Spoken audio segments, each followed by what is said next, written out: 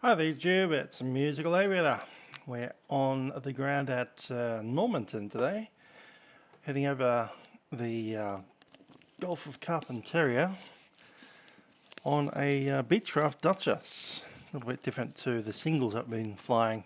Thought we might take the two engines out today and do a little bit of morning glory cloud surfing. Now, the morning glory cloud is a particularly interesting cloud phenomenon that happens in the north part of the Queensland here in the Gulf of Carpentaria, north of Burketown. You get these really weird rolling waves that kind of can be thousands of miles long and just a few miles wide.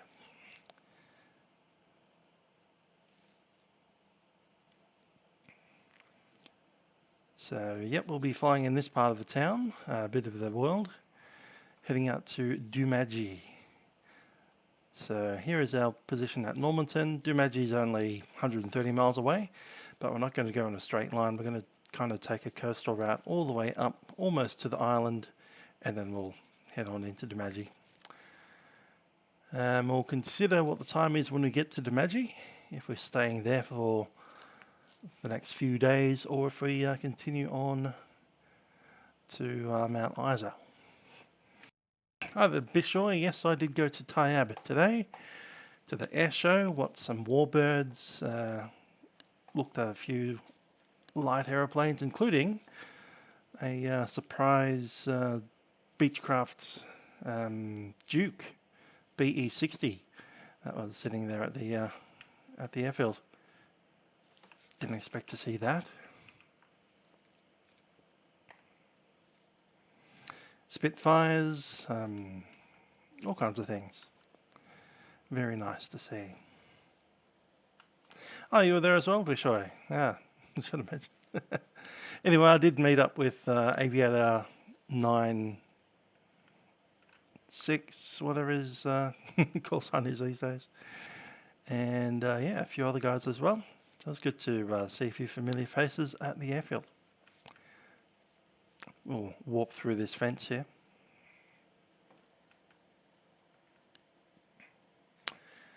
Of chief flying instructors at the air show. That's good to hear. Lots of good flying there, lots of good aviation there. And it's good to get out and about and see the folks. This is our aircraft today. Hotel Kilo India.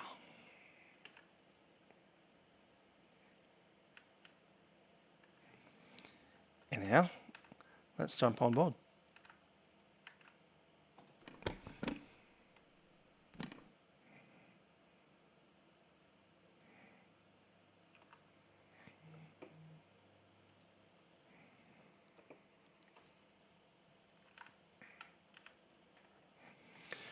Same thing as usual, we're going to do a little bit of a walk around.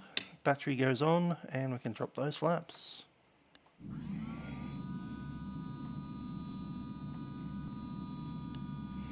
Yeah, apparently some church wants the airfield to close down. There's also was some crazy proposal to make it a secondary airport, essentially a second Avalon.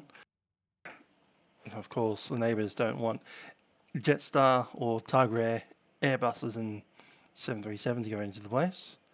I'd love to see that, but whatever. But the more airports we have, the better, in my opinion. But that's because I love aeroplanes. I get it. Other people think they're noisy, annoying things. You know what they also are? Noisy, annoying places of employment that bring in money. So there you go. If you like being poor, get rid of your airports. Alright, the flaps are looking okay. Ailerons. This is a JustFlight product, so we can't do the full draining of the fuel pumps, etc., like we do in the air-to-airs. That's right, we can pretend we're doing it. Props are looking okay in the air intakes. We have 2 engines. Look at that. There's another one over here.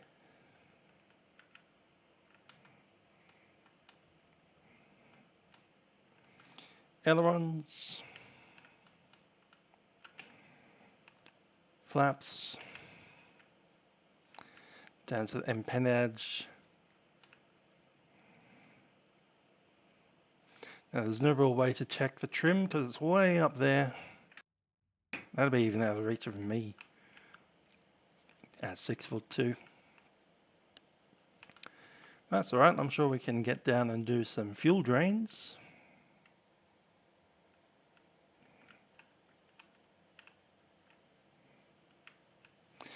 Hi there, Owen, how are you doing? Went to an air show today at Tyab. Nice little field, haven't actually been to Tyab before. First time. I've been to it in a sim before, and I've flown over it before in light aircraft, but I've never actually stopped. To be honest, I still haven't stopped, I've just driven there in the car.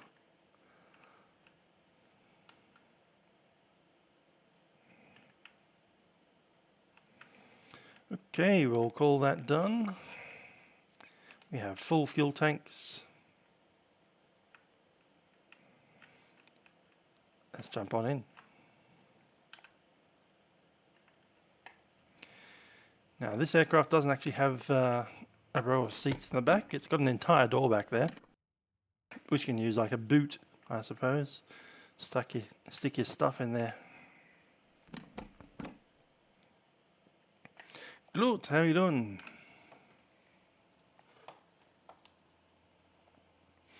Alright, before we start in the engines and start burning some fuel, let's have a look at what we're doing. So, we're currently at Normanton. We're going to fly outbound to the west on a 262 heading until we find some coastline, and we're going to follow the coastline up. Probably too late in the day and too late in the year to see any of those morning glory clouds. We've got essentially clear skies today, so I won't be seeing too much of the morning glory, but we'll be flying over the area that you'd see them if they were there, and then we'll pop into Doomagee. We've got full fuel today, which means we could fly all the way to Mount Isa, do a ton of circuits and fly all the way to Camberwell if we wanted to do that. More than plenty of fuel. We've got about 3.5 hours of fuel plus the 45 reserve. So that's essentially 3 hours 45 minutes of fuel, and we're only going to be flying for about an hour, maybe an hour and a half at most.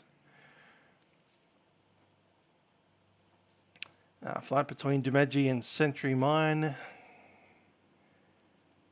and then down to 123 miles to Mount Isa. So obviously we've got 2 engines today, a little bit unusual for us, and a very nice aeroplane. Let's close the doors.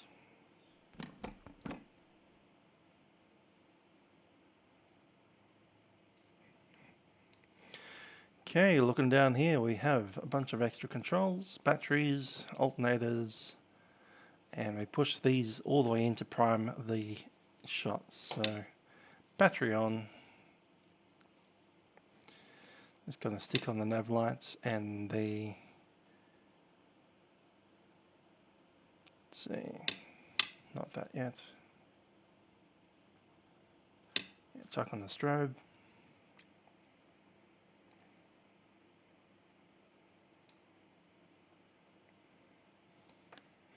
Power coming up. It's prime. Going to prime the right hand side first. Three primes. 3 switches.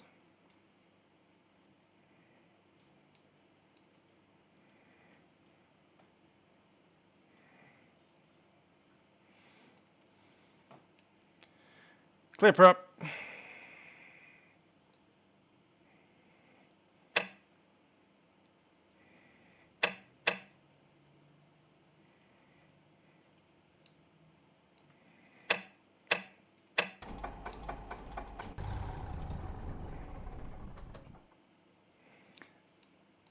Okay.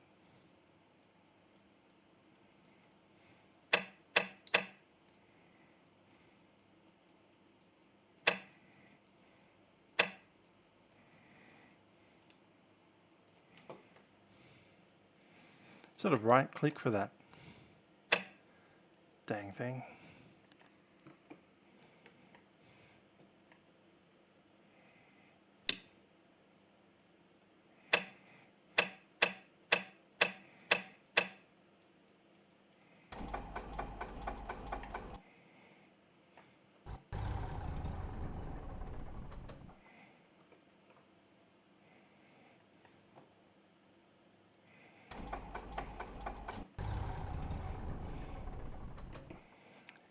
Thing doesn't like me today.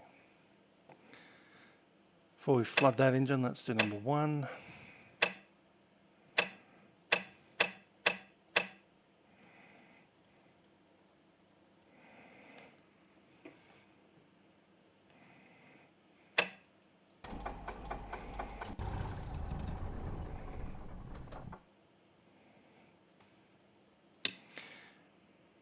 Let's have a look down here. That would be why we're not actually putting fuel into the engine. Okay. That would help.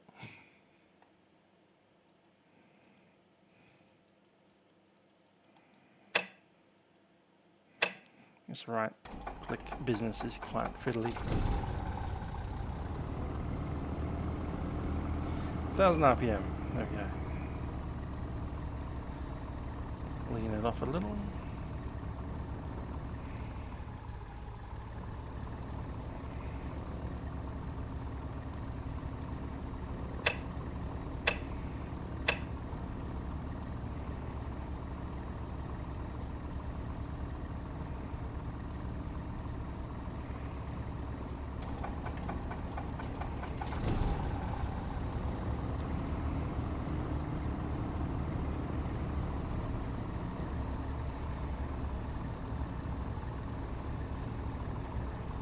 Leaned off.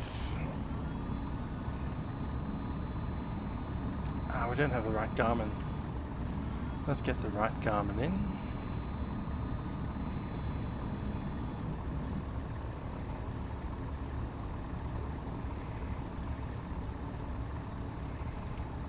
That's more like it.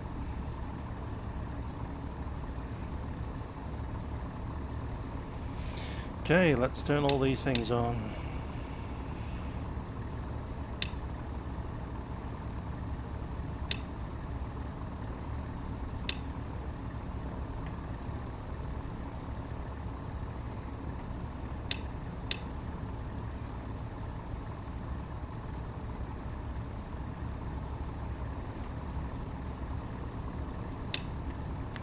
Pitot heat is on. Just leaving the taxi lights off for the moment. The blower should be on.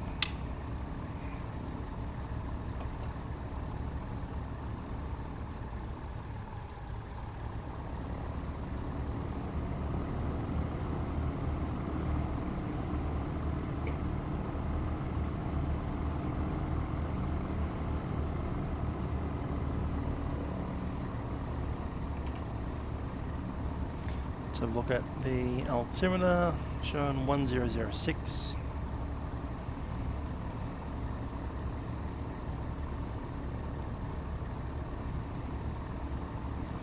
Instrument air is all good.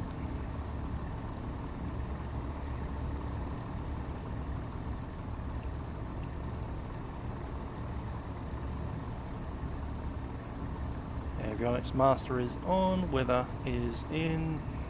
TOS system test okay.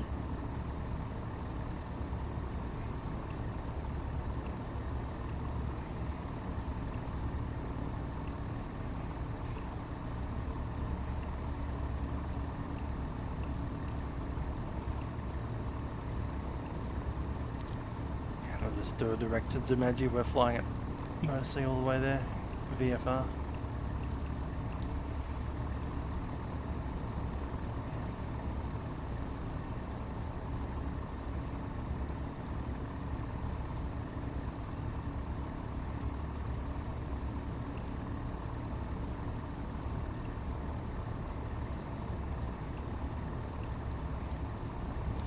Jurgen, how you doing? Let's close this up.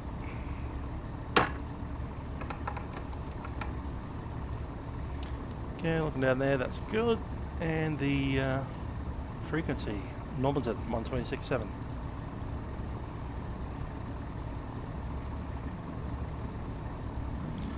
Flaps 10 for takeoff today.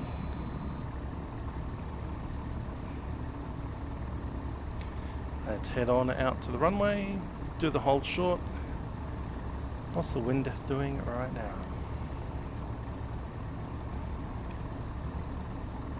METAR showing 340 at 9, runway 32. So we'll be taxiing out and turning left all the way to the end of the runway that we can see, and then back.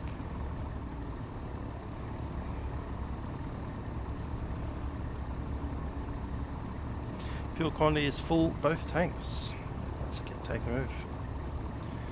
Traffic Normanton, Hotel Kilo India is a Beechcraft Duchess. We're taxiing runway 32. Traffic Normanton.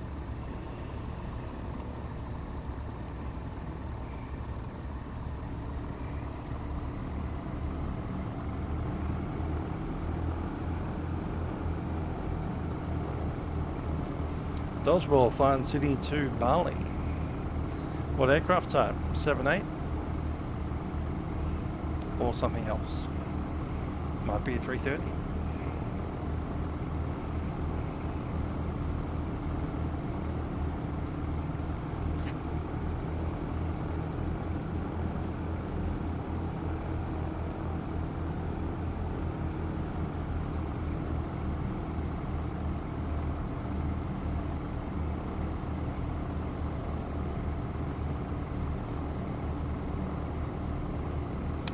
$33200. Nice aircraft, I like it. Okay, we're just going to push our tail ever so slightly to behind us, and then we'll do the run-ups.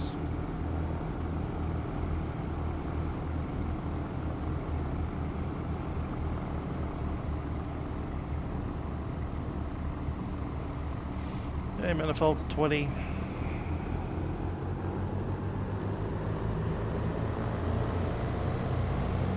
Set.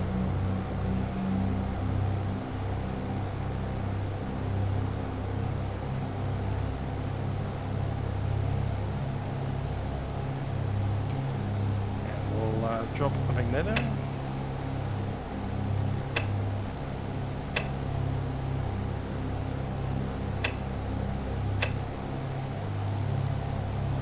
And the left side.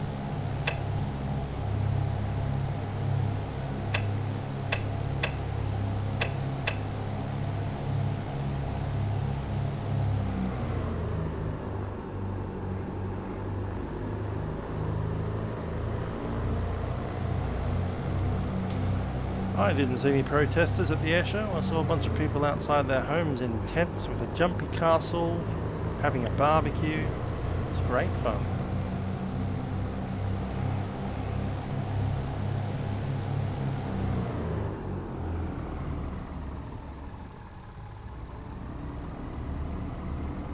I did see the sign outside the block of units, whatever it is, that said, "No airport expansion, noise."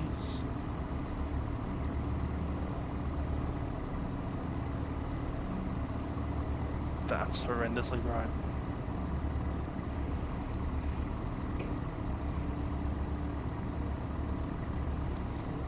There we go. Okay, let's move on out. Traffic Normanton, what was that call sign again? Traffic Normanton, Hotel Kilo India is a Beechcraft Duchess, entering runway 32 to backtrack.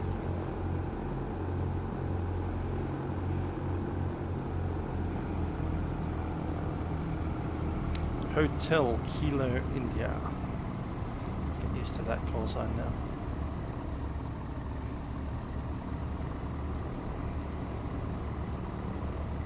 Yeah, I know about the Concorde.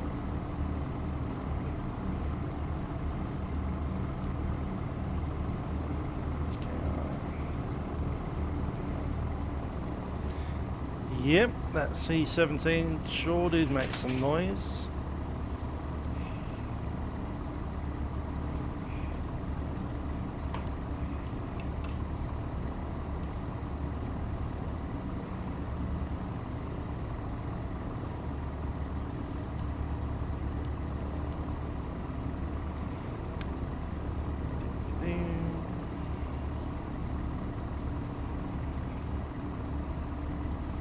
Avionics are on, lights are as required, engine instruments are checked, taxi area is cleared, parking, brakes, throttle and steering has been checked. For takeoff, brake switches on, alternator switches are on, flights, instruments checked, auxiliary pumps can go on for the takeoff, engine checks are completed, carburetor heat is off, mixture will be rich for takeoff, propellers on high, mag switches both, flaps set 10, trim set, controls will be checked in a minute.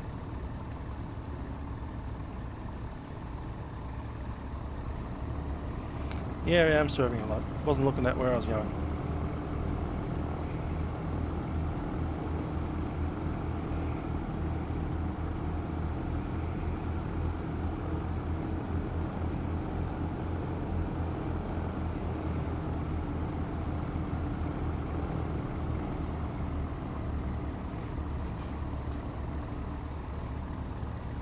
The gamer. How much does P3D cost? Anyone?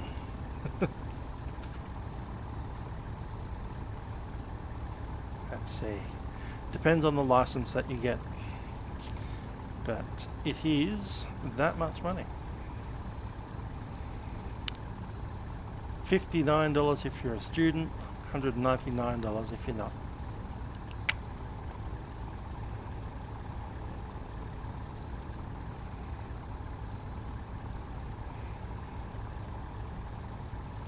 Okay, landing lights are in, auxiliaries are on,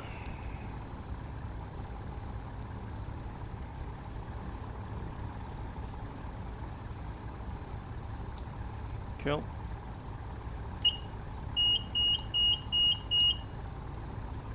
Autopilot is happy. Let's go fly. Traffic Normanton. Hotel Killer, India's the Beechcraft Duchess, departing runway 32.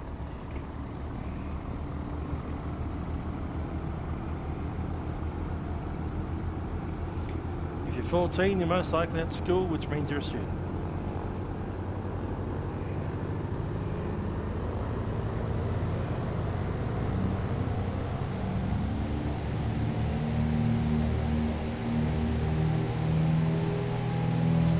He's moving around a bit. Full deflection to the left. Okay, off the stop again. Up we go.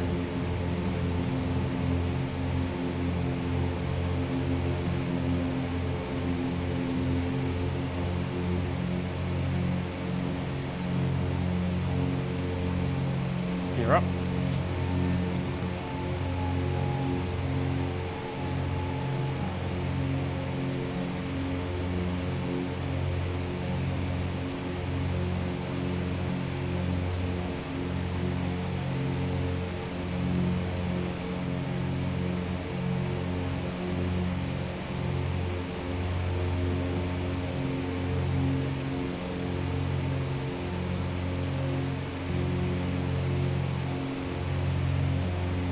That's coming up.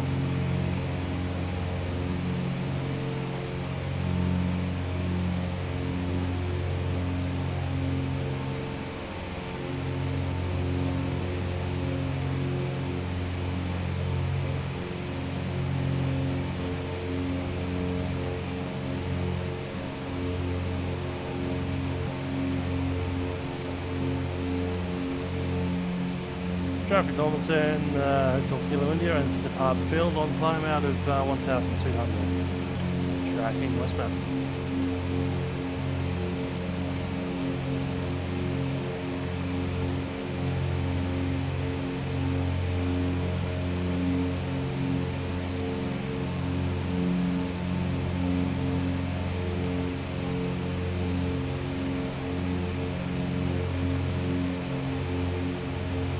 RPM going to come down to about 24, maybe 23 and a half.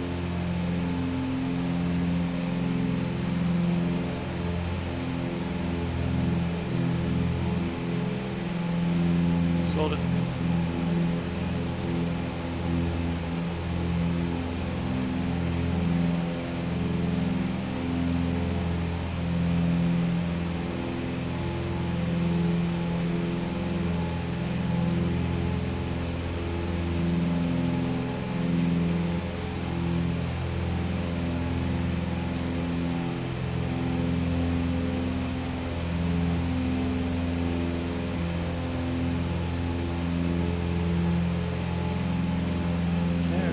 try a little lean of peak.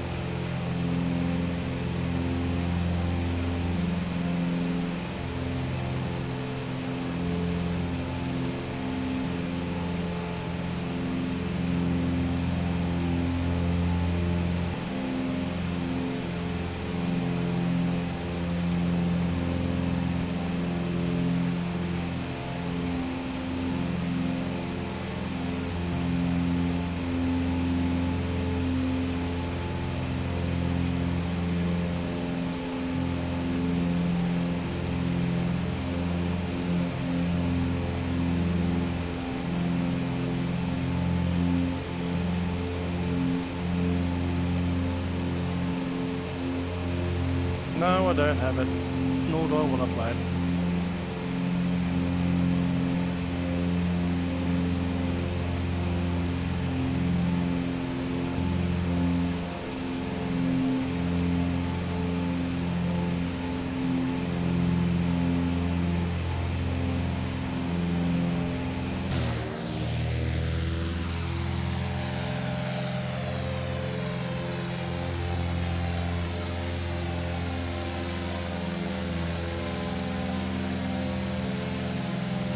Gotta love a little bit of mangrove forest. Swamp.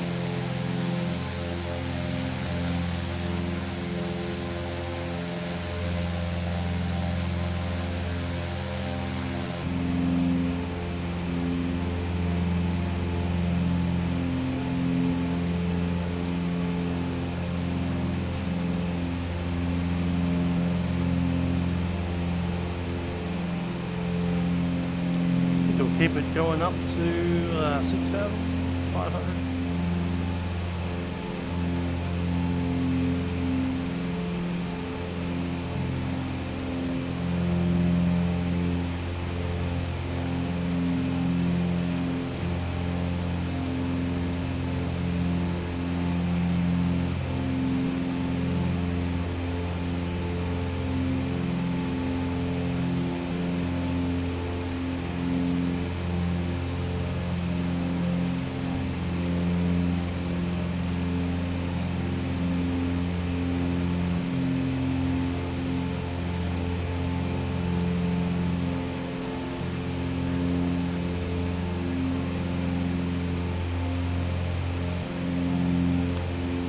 No, not really.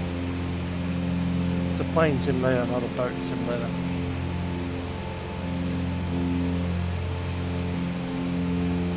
Zuby, how you doing?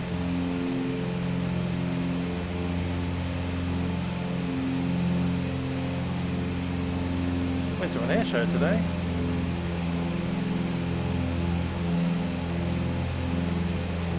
And then keep climbing.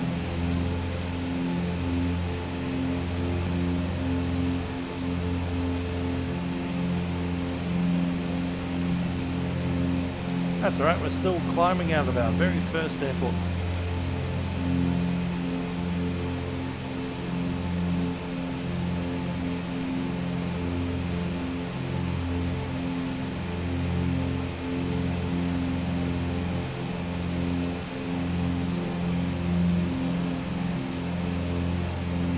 Yeah, sure was pretty good. I see a lot of warbirds. Big propeller planes, old propeller planes, things like the Spitfire, Hurricane, and P3D Kitty Hawk.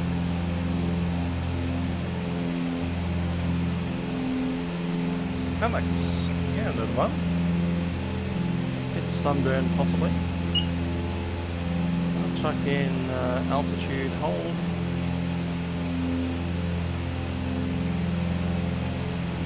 I guess we'll pop in the heading as well.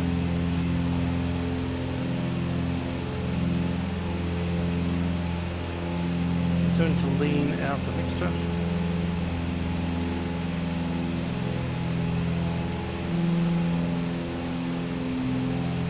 There it is.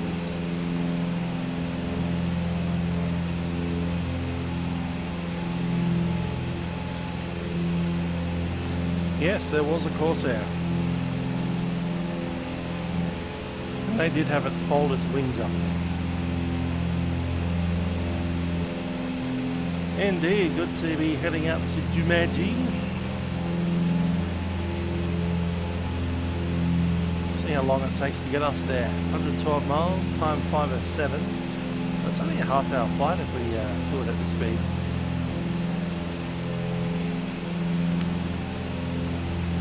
Airshow was at TYAB, T-Y-A-B-B, or Yankee Tango Yankee Bravo.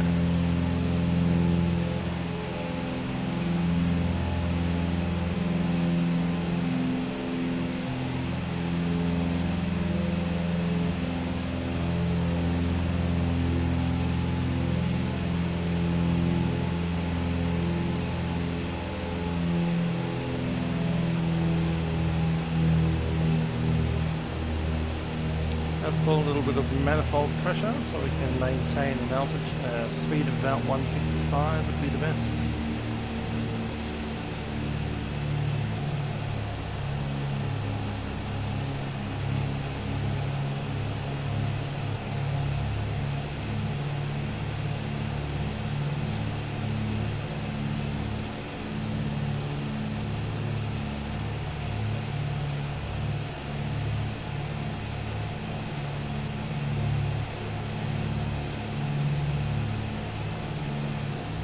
Yeah, from Melbourne's about an hour and maybe hour and 10 minutes, hour and 15.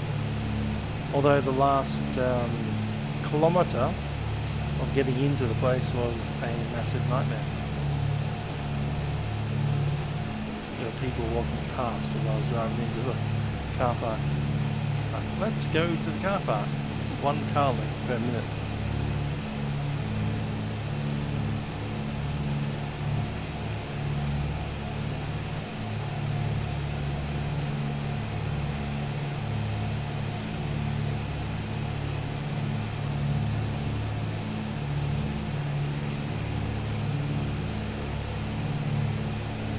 Speed's looking okay. Back to the manifold 25.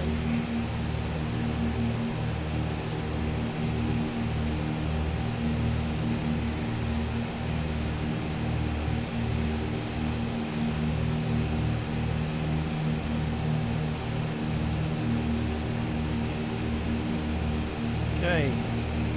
Auxiliary fuel pumps can go off. External lights.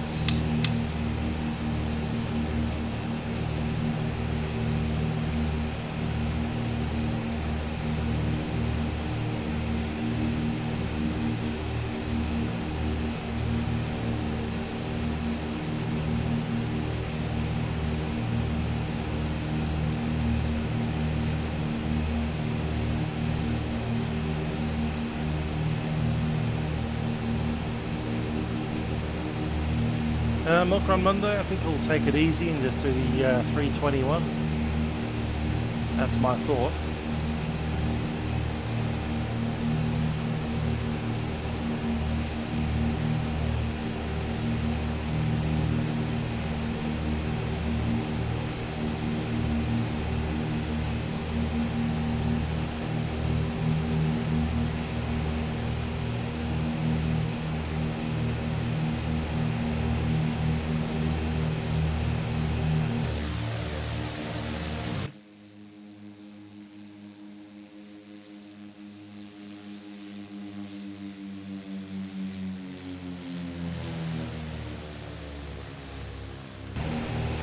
A public holiday here in Victoria tomorrow, and the only thing that means for me is that there's going to be less trains around the catch. So, yeah, doesn't help me at all. Alex Phillips, there was a time in 2003 when I would have said yes to that question. 2004.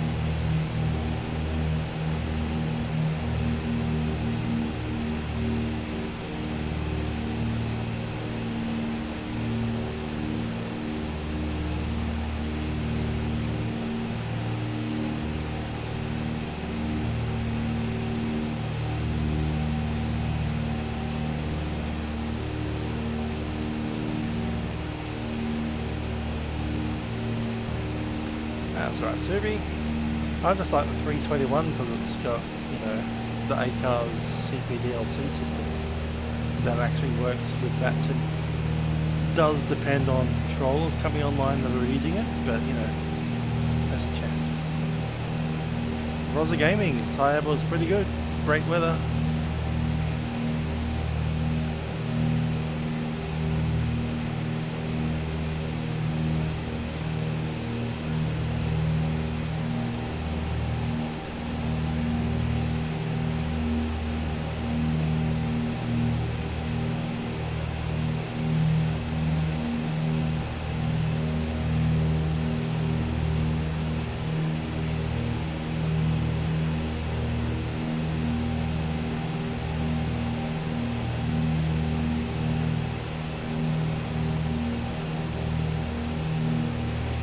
Going to the PBL test next week. Good luck. Hope you've studied well. I'm sure you know how to fly a plane.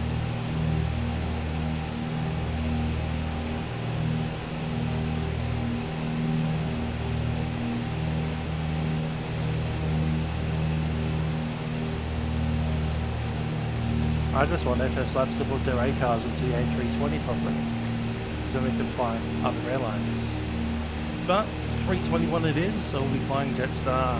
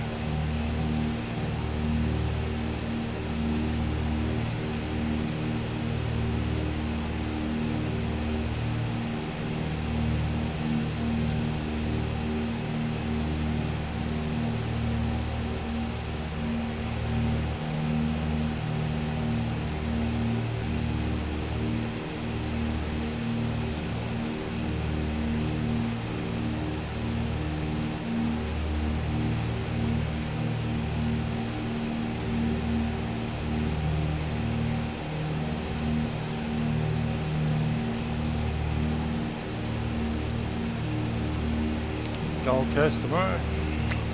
Yeah, that's alright, you fly out of Gold Coast.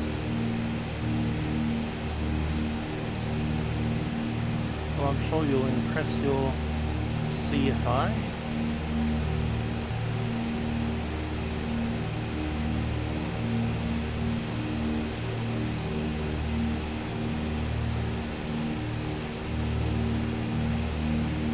So on the map here we've got the Gulf of Carpentaria, up the north is Mornington Island. There's actually an airfield on Mornington Island.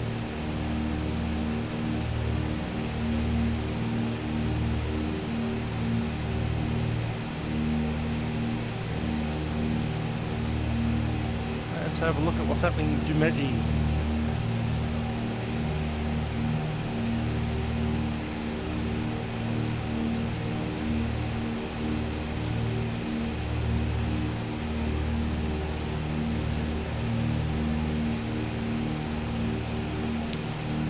Okay, Doomagee, and no fuel available, so tanker full load of fuel. Passenger facilities, passenger terminal and terminal, alcohol restricted, heavy penalties apply, yabba yabba.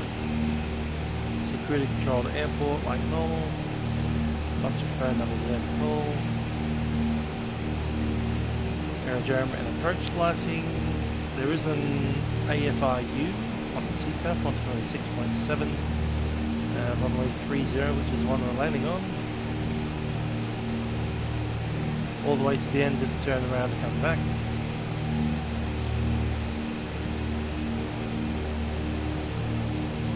And elevation is 150, 159.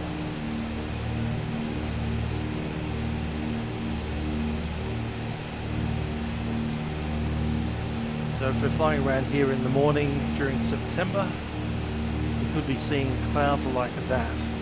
See a picture there, all along this coastline.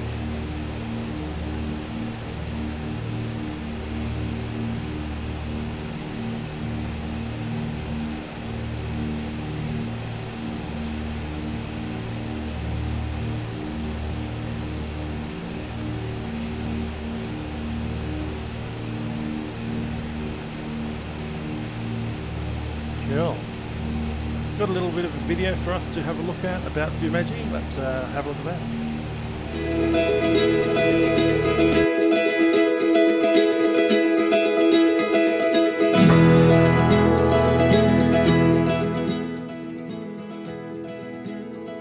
Doomagee tends to look after itself quite well, which means that people are fairly self-sufficient, which makes life a lot easier for all the organisation. Ensuring that we've got food and water. Electricity is not reliable in Doomagee. So many of us have got backup generators, both at home and at work.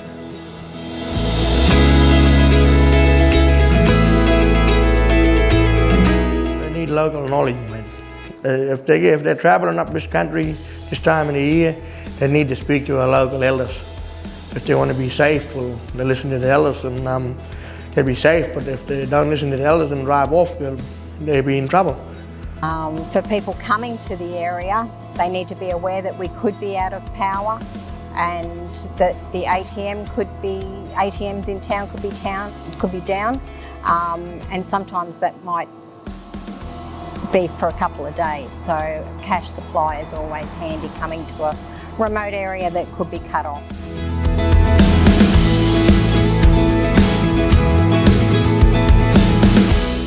Well, the good old word of mouth is probably the number one. If you want a message out, you just got to talk to people. Social media is big in community. The radio is a great tool, a great asset. The newsletters, notice boards, yeah, just funneling that information out. It's actually quite good in Doomagee compared to some communities. Not all communities have the radio that we have here, and some might not have social media. So, and generally just networking. So if emails, send out to your group lists and that sort of thing. So it does. News travels very fast, so there's never an issue there. And so that's the best way of getting stuff out, and it works.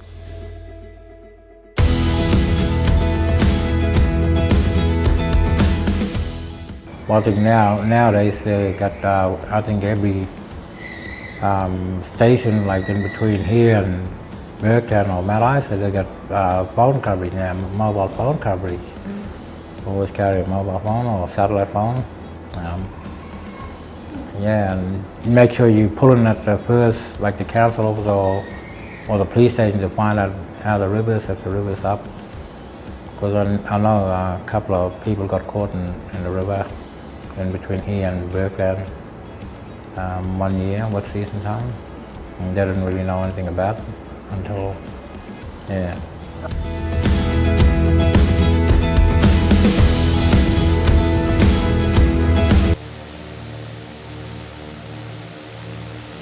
Throw your credit cards away, there won't be much use down here.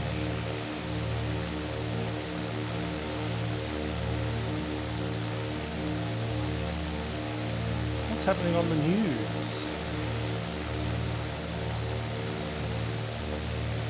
Extra police phone to Dumadgee as violence erupts between family. 7th February 2020. The unrest of the town began when two 16-year-old girls had a disagreement over who was older. Tensions are now easing with increased police presence in the town. Stones have been thrown at police cars, and Molotov cocktails are thrown into a house, and locals have been fighting each other with poles. Okay. What's it to imagine?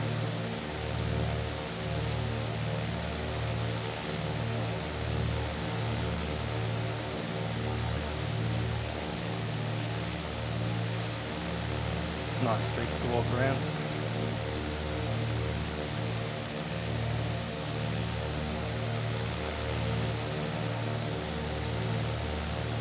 Cool.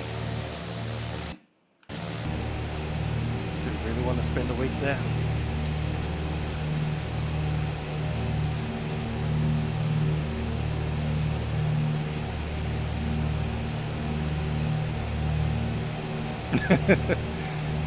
Possibly.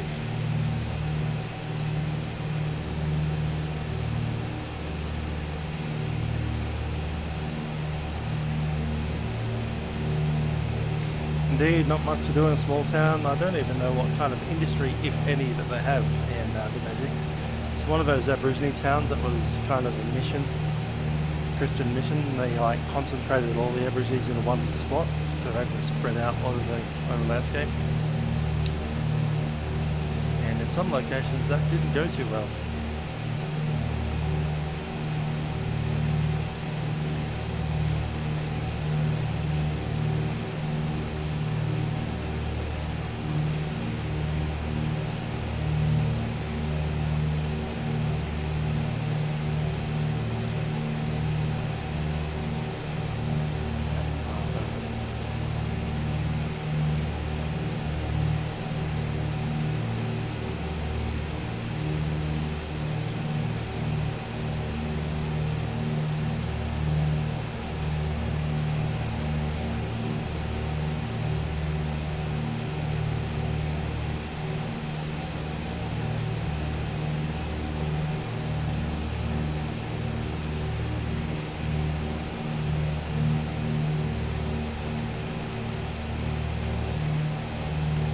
I thought I'd give this twin engine aeroplane a little bit of a try.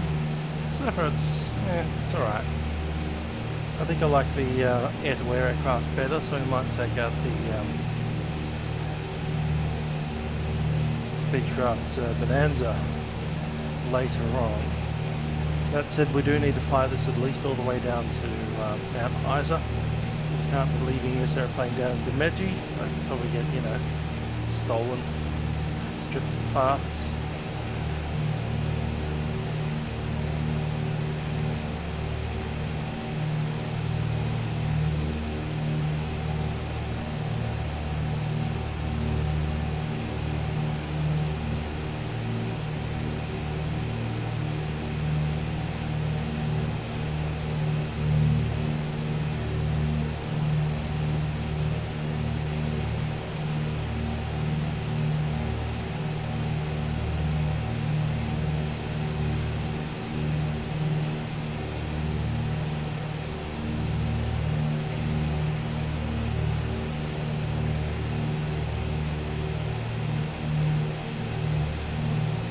There we go.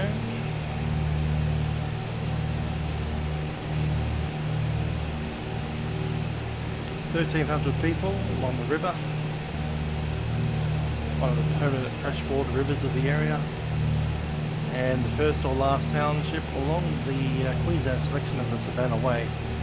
And it's only 140 k's from the Northern Territory.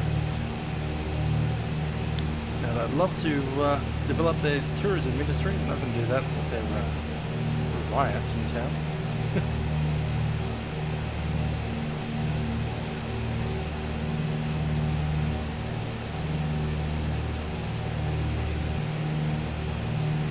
Yeah, there's nothing much happening here. Two groups of Aborigines that hate each other, and a township with nothing much there except a store, a bakery and a roadhouse.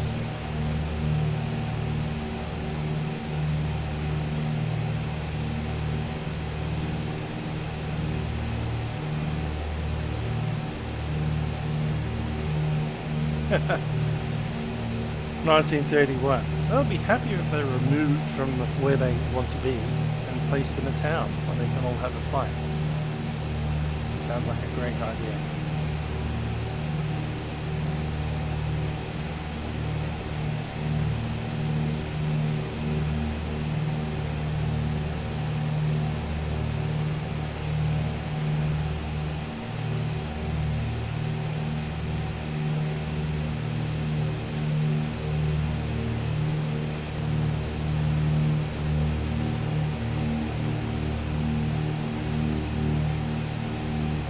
were to move on from Doomagee tonight, I'm thinking Century Mine. Actually, that's an abandoned mine now, isn't it? They're re-exploring it for mining the tailings. Airport. What's the airport doing down there?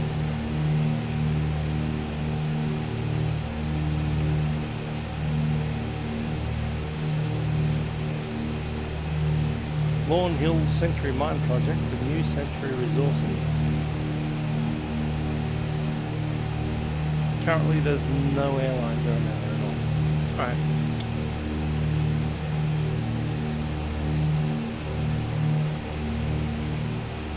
So I'm not seeing Century Mine as a particularly viable spot for an overnighter.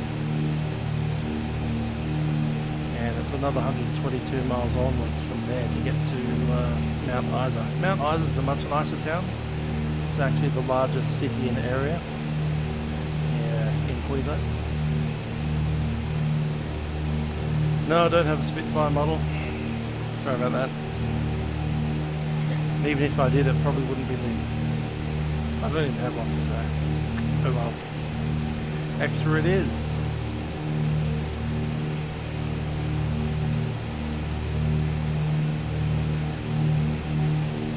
Should get a modern Spitfire. You know, one of the later models, like a 17 or a 20, with a big bubble canopy and the shorn off wings.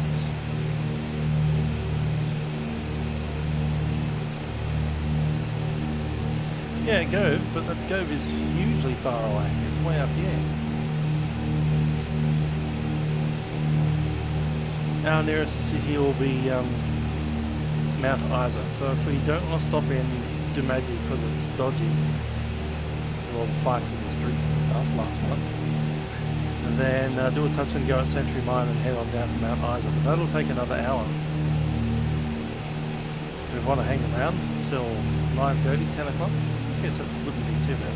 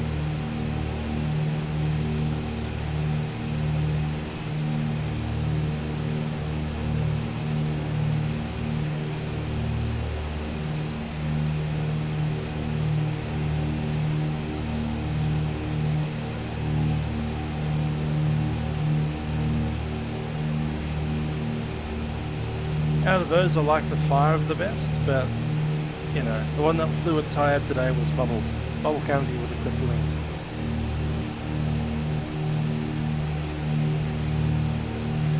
Ah, you want me a little louder?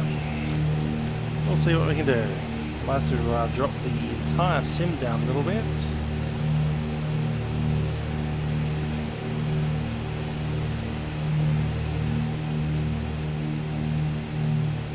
There we go. That's a bit quieter. The only way I can get louder on the mic is by putting the mic closer to my head. And it's already kind of almost inside my mouth, so unless I eat it. There's no way. I think the microphone might be twisted around halfway. I can't get it around any other way. Let's see how that looks on the system. Yeah, it looks alright. I might be able to boost the signal. Properties, audio.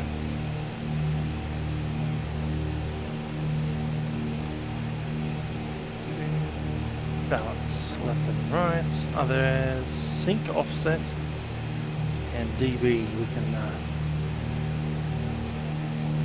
add some that way. Checking, 1, 2, 3. I'm just trying to make sure I don't go into the red. Going to the red is bad. Problem is that the microphone's also picking up external from my house, so you can hear my own speakers through that. That's probably the best I can do. How far away are we? We're 38.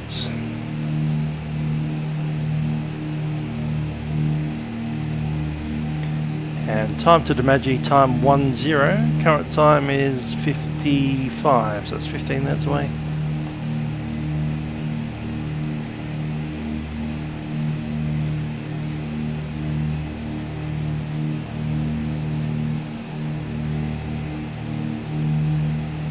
Thanks for that, Dodgeball.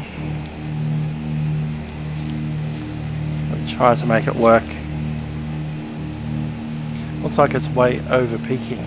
That.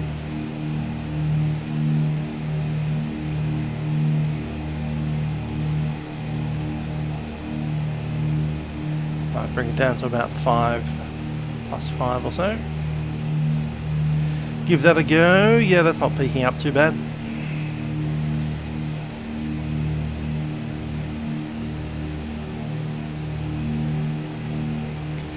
And autopilot off.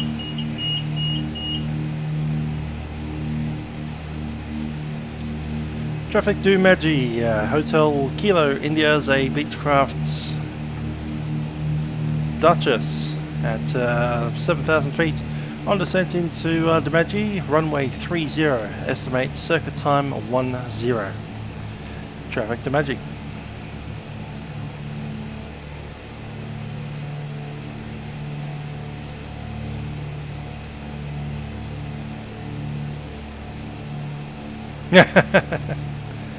Yes. Well, this is a security controlled aerodrome, so I don't need to worry about people coming inside the airfield. So we can do the turnaround quite happily. It's just, you know, do we really want to stay in that town? Probably not. It's one of those drive-through towns. You stay there long enough to pick up petrol. We don't need to do that today. And pick up a few snacks and get the heck out of it.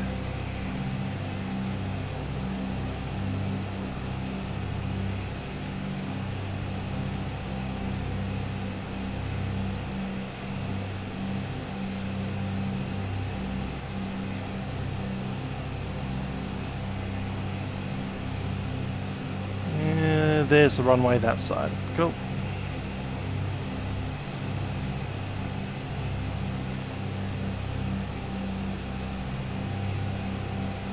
So we descend on the dead side of the field.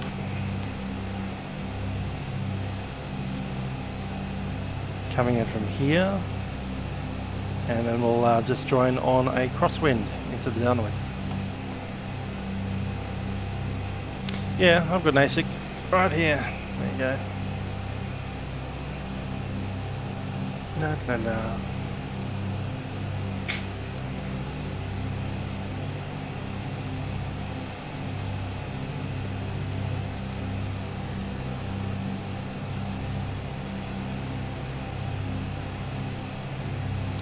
Fake ASIC, by the way.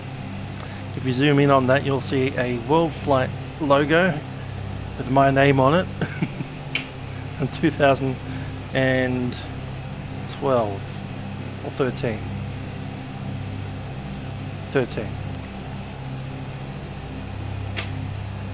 There, yeah.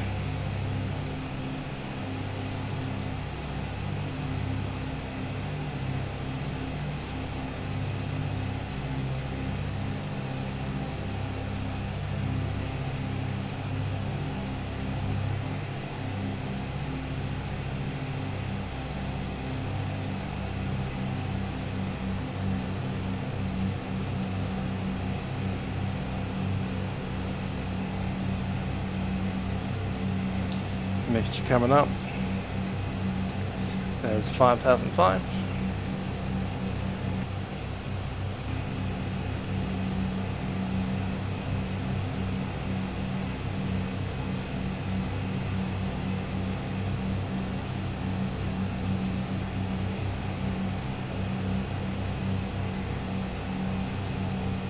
I used to have one with the vatsim logo on it, but I've literally lost that somewhere. Might be in the boot of my car, might be somewhere on my desk, but anyway, I've still got the WorldFlight one.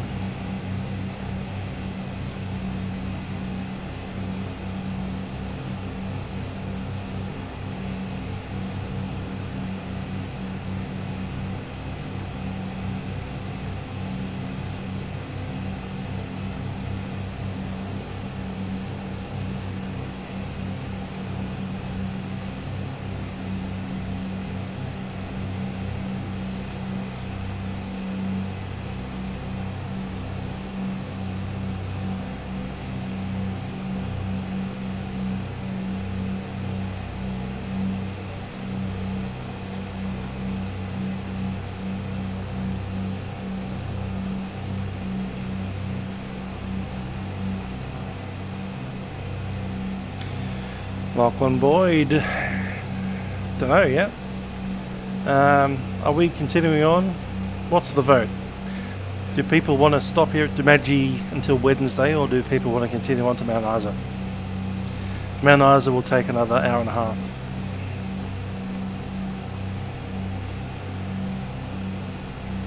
There's fuel at Mount Isa.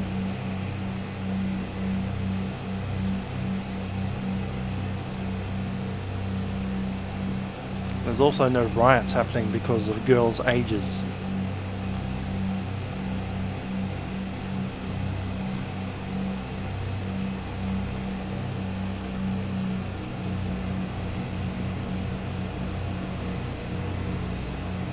There probably isn't even any riots for toilet paper, which is not something that we can say of Sydney.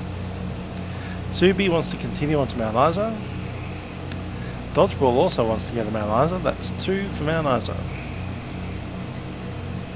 We have a stream of 9.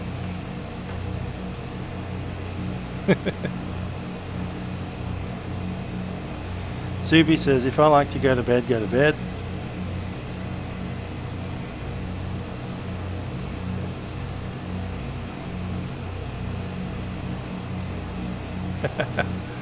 Do you want to see a Dash 8 getting mugged?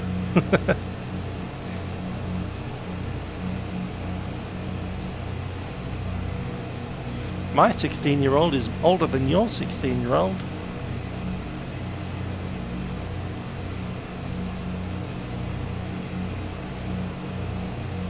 Hey, the Aussie Aircraft, how you doing?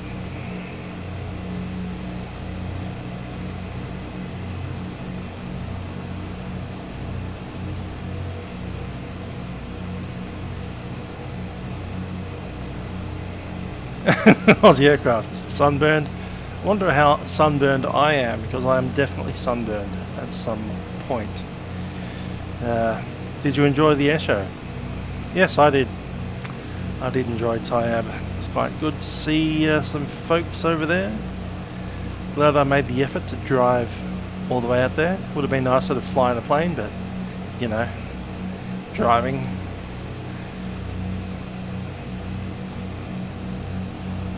If I had a phone, I probably wouldn't have been able to make it back for this. So there's that.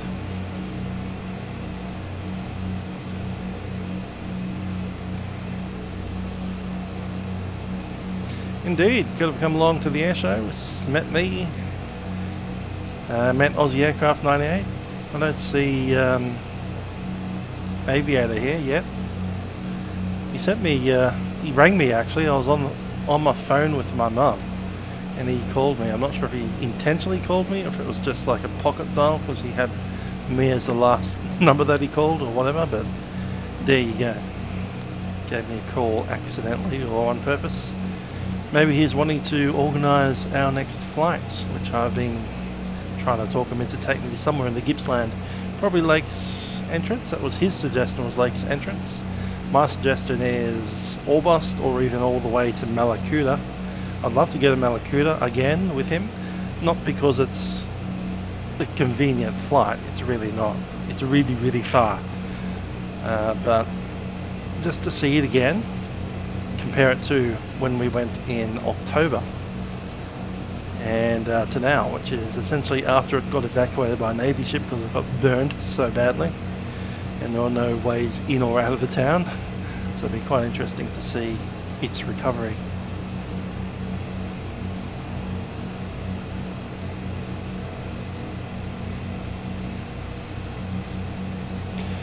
Hey, if someone wants to plug me a ride over to an air show, especially if it's a short ride, like, you know, a 20-minute flight from insert airport here. Even better if you could pick me up from Essendon. That'd be awesome. But yeah, I think Orbost would be nice as well. It's a good airport. That said, I'd rather go to Malakuta just because I was there in October. The downside of Malakuta is how damn far it is. You get to Orbost and you think, yay, we're nearly there, and you have to fly for another half hour. It's like, no, we're not nearly there. Not nearly there at all.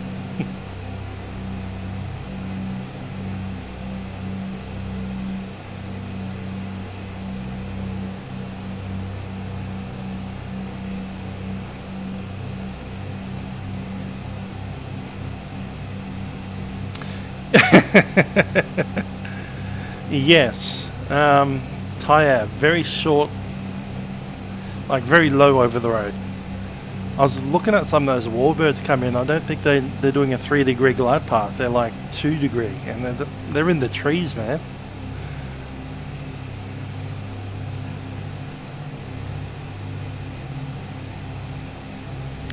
Yes, Lachlan. They did, however, get the Royal Australian Navy to evacuate Malakuta off the beach, so that was quite interesting to see on the news. Traffic Doomadgee, Hotel Kilo India is a Beechcraft Duchess at 6 miles. We'll be descending on the dead side, then joining downwind of runway 30. Traffic Doomadgee.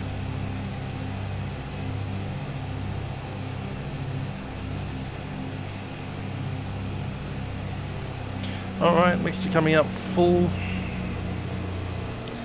Manifold pressure at 15, just under over 15.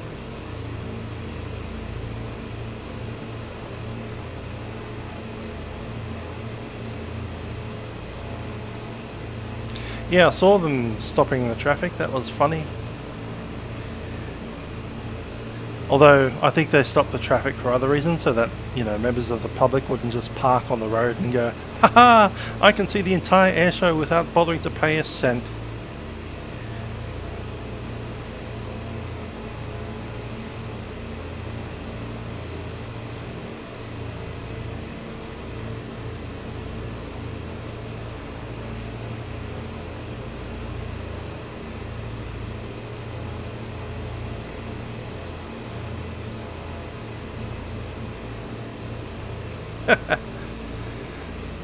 We did have Paul Bennett flying his whatever it is, aerobatic plane. The Australian roulettes came along in their PC6s. That was quite fun. There was a C-17 that flew over the field a couple of times. Large formations of whatever those big radial engine aeroplanes were. I think they were Texans trying to pretend to be something else. They were Texans. But yeah, T6 Texans. Don't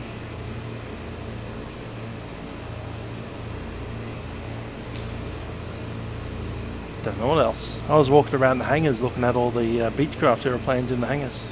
They were nice. A Bonanza, a Duke. There's a Beechcraft Duke in a hangar. C-152 Aerobat. That's cool. Altitude of the airfield is 200 feet, essentially, so I'll be looking for 1,200.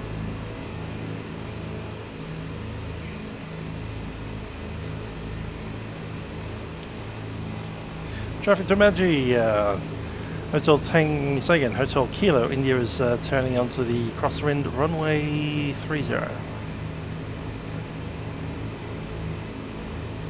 Corsairs, yes, there was one Corsair with its wings folded up, and then it taxied out, unfolded its wings, which was pretty fun to see, and did a bit of formation flying with, I think it was Dauntless. That thing with the tail gunner.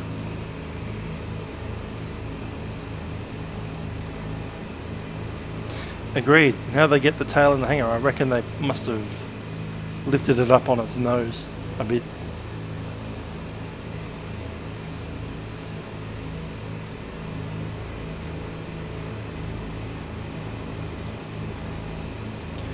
Traffic Doomagee, Hotel Kilo India turning downwind of runway 30.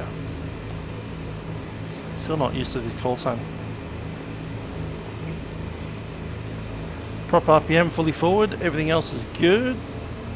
As we turn on to the downwind, we're going to want to drop the gear. Going to get into the white for that.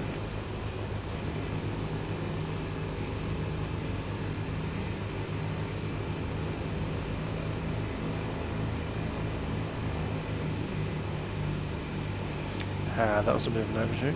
Let's go back. Avenger, yeah. Looked like the Dauntless dive bomb, I bet. They're like the worst airplane that was ever made.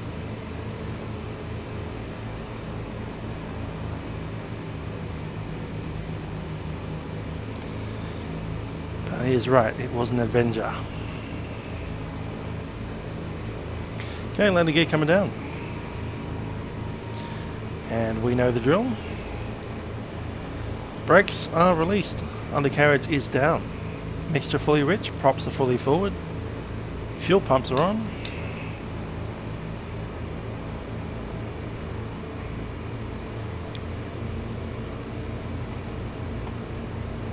And seats and harnesses are secure. No flaps for the approach.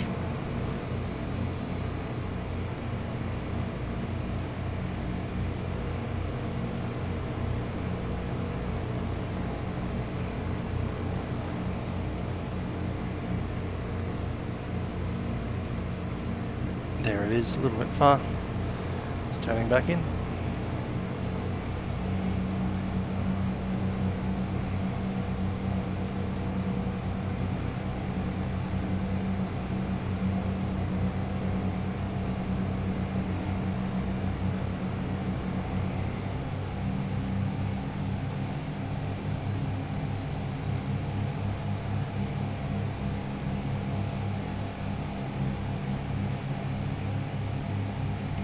Traffic Doomadgee, Hotel Kilo India is base runway 30.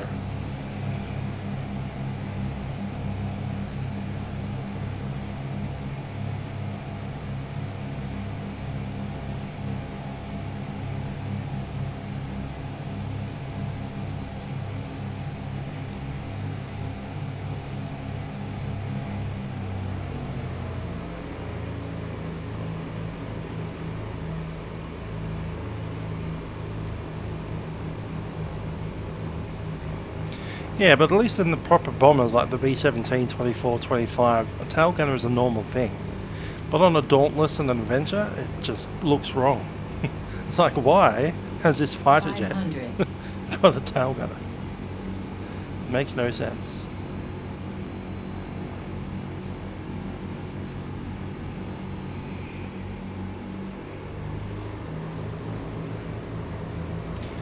Traffic Doomadgee, Hotel Kilo India, final runway 30. Man, your response pretty slow on the ailerons. It's alright in pitch, but the ailerons are something else.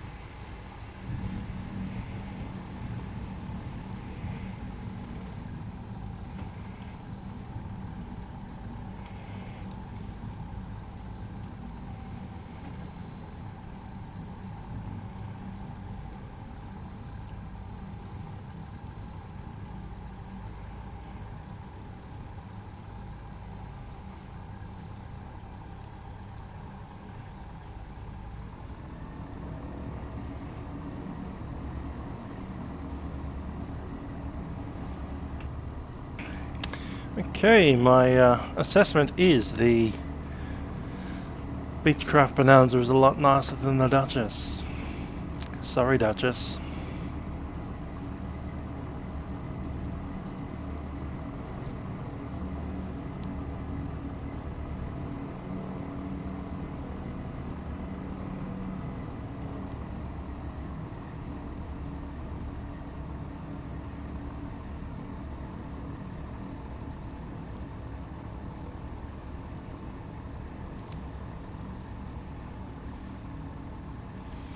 Okay, so the turnaround.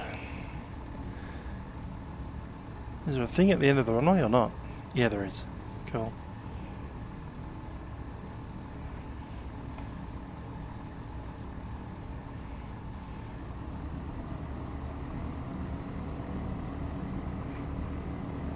Yeah, it's good to get out of the house and drive all the way down to the Mornington Peninsula today. Get sunburned. It's been a while since I got properly sunburned.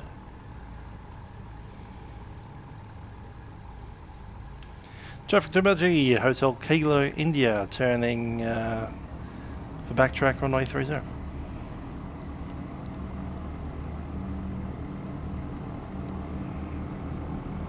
Yeah, the VTOL. I think we'll take this airplane down to Mount Isa, then we'll flop over to the VTOL for the important bits. After Mount Isa, we'll be heading out to Tennant Creek on this epic 306 nautical mile flight, and then another massive 245 miles out to Birraroola, Ngukurr, and Groot Island. So it'll be nice to have something very fast.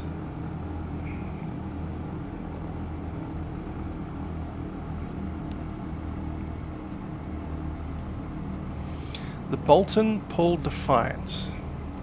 Thanks, Lachlan. Taking a look now.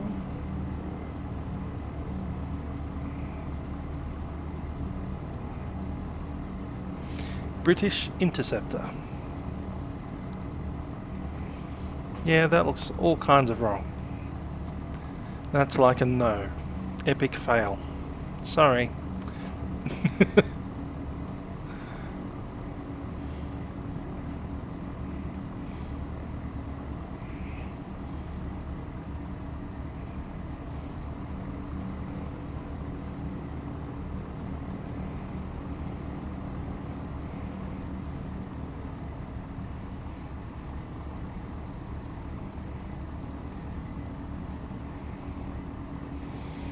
Yeah, I've decided we'll take this thing down to Mount Isa, but I don't really want to be stuck in it for 300 miles of open desert. As much as having two engines is a nice idea, having a nice aeroplane is a lot nicer of an idea.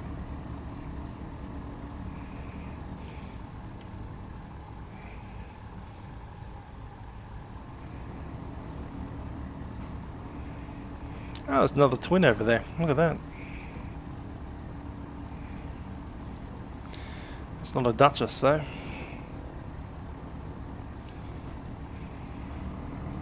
That's Seneca or something?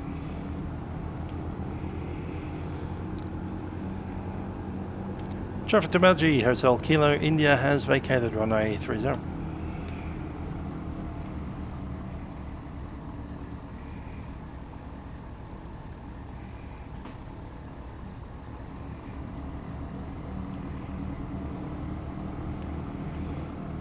No one over there.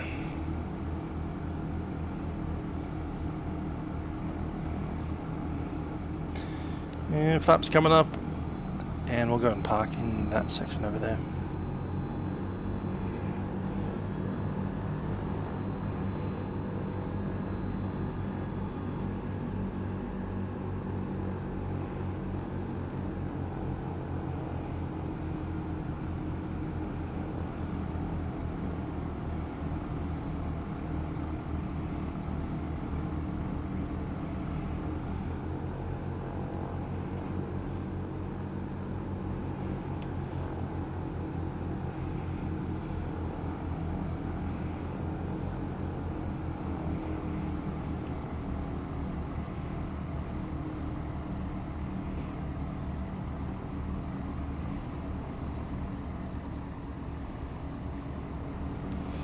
Parking brake set.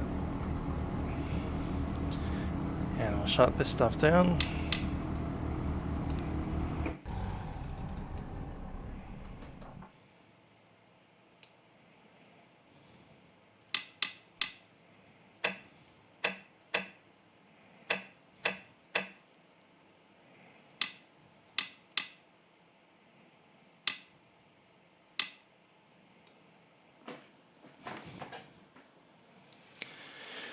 Changing the Q400 steering, it's via the MJC84 control panel and flight controls, and you can use one of these things. I've selected a spoiler axis for my stick, which is my normal twist axis, through FSU RPC just for the Majestic Dash 8, and there it is, spoiler axis, done.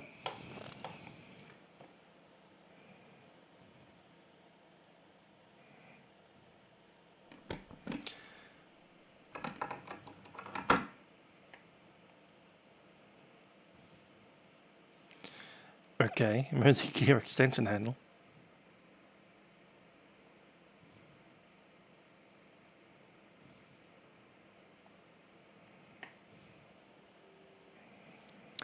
Cool, let's go for a walk around Doomadgee's airfield. Not Doomagee itself, because that could be dangerous to your health.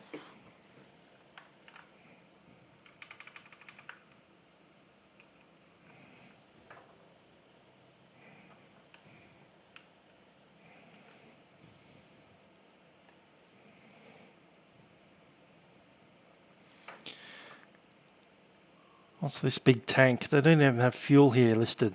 It's literally listed as, we do not have fuel here. So what's this?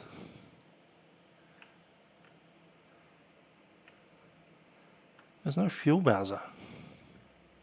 It's a massive tank of flammable whatever, but no fuel bowser.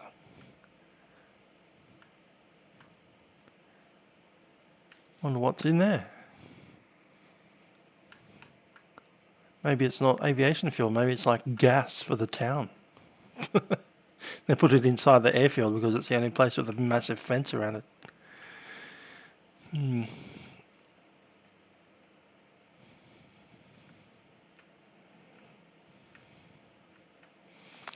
Regional Express. Good old Rex. These dudes will fly anywhere. Well, we can't get through there. Oh yeah, we can. Look at that.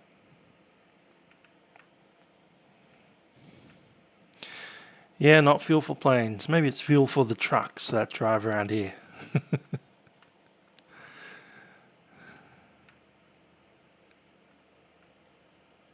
Not much to be said for the airfield. It's just basically parking space for planes and a runway. Thanks for that, toilet.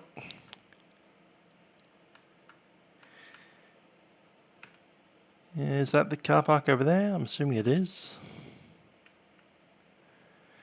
I would have thought there'd be a car park behind the Rex terminal as well. A tank of beer. It's a dry town, they're not allowed to have beer here. At least that's what they say. Confiscated alcohol, there you go.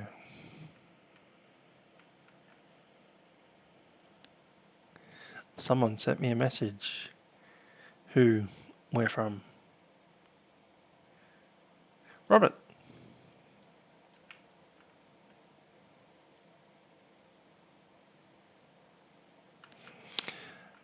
Fluky saying that I've got extra objects that aren't meant to be here. Because I have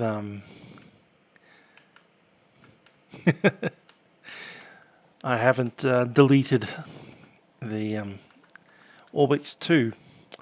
That's alright. Even with the extra objects, there's not much here at all. I guess that wouldn't even be there without the V2 being active. Probably not the plane as well. But there we go. We're not leaving the fence line today.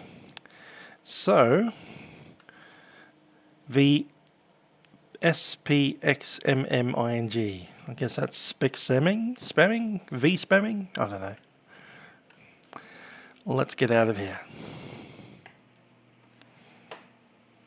As much as I love to visit weird Australian towns, that news article from February. He's saying to make sure I do it for ISA. I think I've done it for ISA, but we're not resetting the sim now, are we? Because it's just flying straight there now. We'll do it for ISA when we leave ISA in a better plane than this. Okay, cowl flaps fully open. Those things are actually on. Up we go. Checking it out. Clear prop. I need one of those.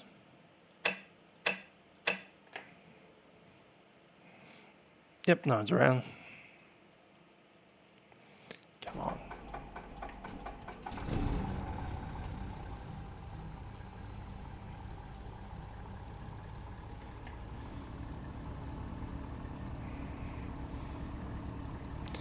Thousand RPM.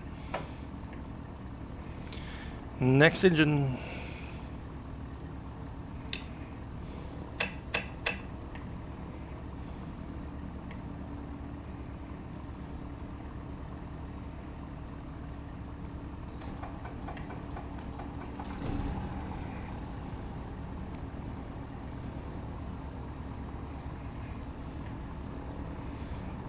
Bring that up to 1,000.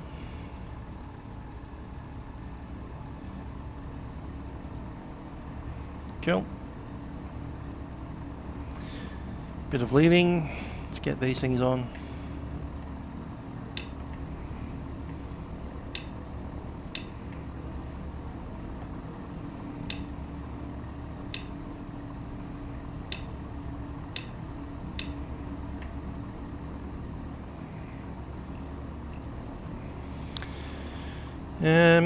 Yeah, just stuck it in YBMA, Mount Isa. TOS, system test OK.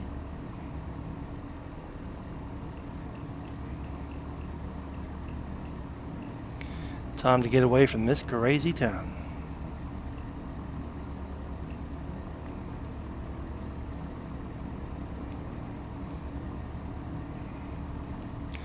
There's the test on the autopilot.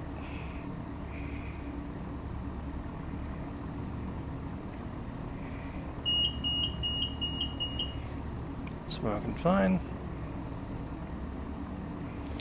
And checklist after taxiing, I guess it is.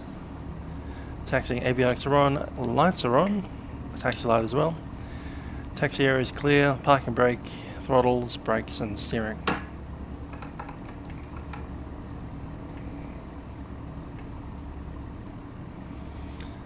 We're on Doomagee multicom.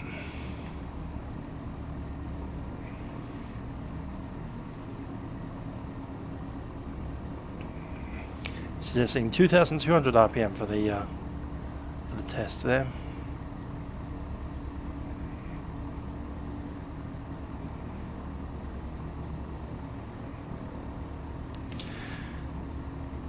Traffic Doomadgee, Hotel Kilo, India's Duchess, taxiing runway 30. We'll call once entering runway.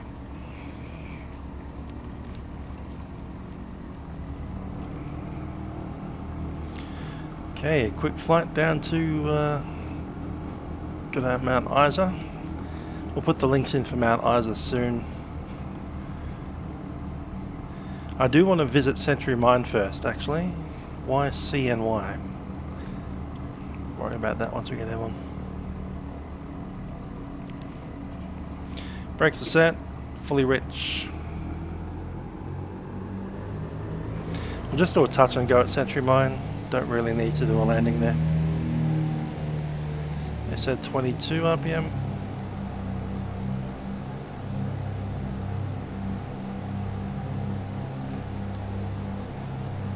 Drop a mag. It's hard to see it. Yeah, that did drop. And back in.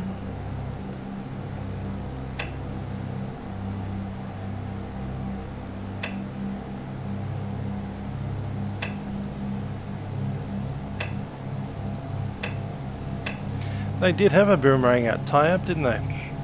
I heard them talking about one anyway. Not sure if one was there. Flaps 10. 10 set. Let's roll it. Traffic Doomadgee, Hotel Kilo, India. Beechcraft Duchess, entering runway 30 the backtrack.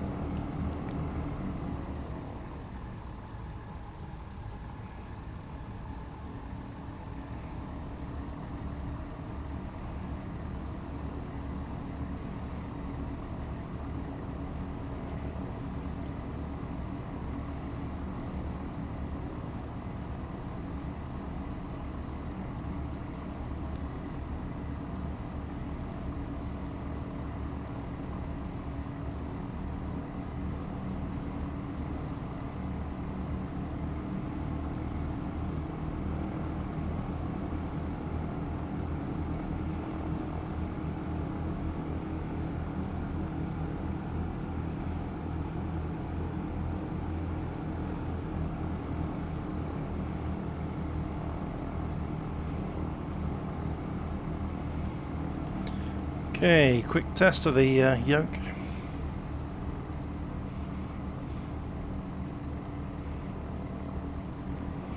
Can't see the back anyway, but there we go. Flaps 10. And we're ready to roll. Traffic Doomadgee, Hotel Kilo, India is rolling runway 30, departure left hand crosswind.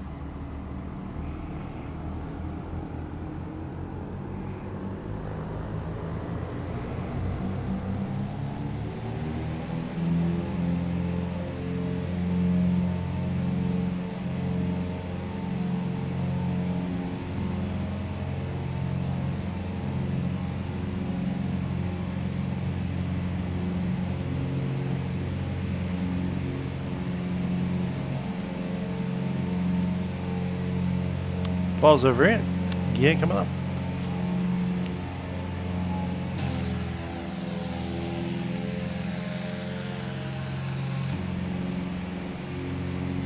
Flaps up.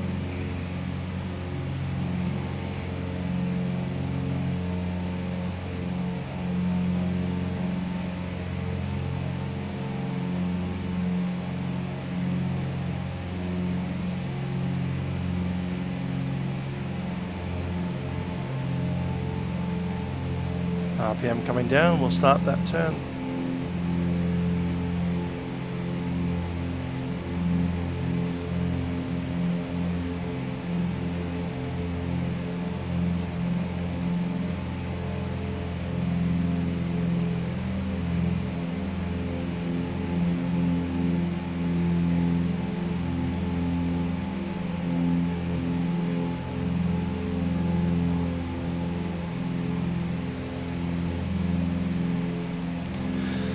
YCNY.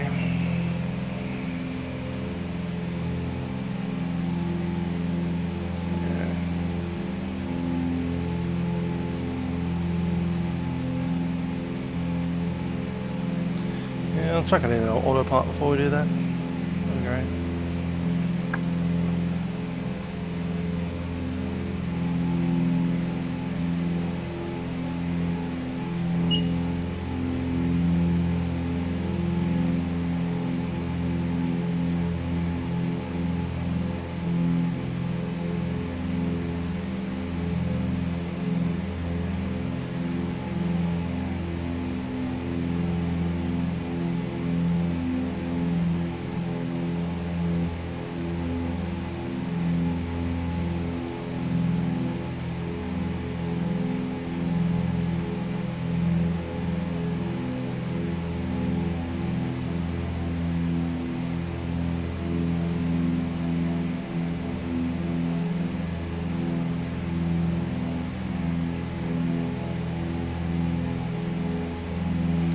47 miles, time of 05.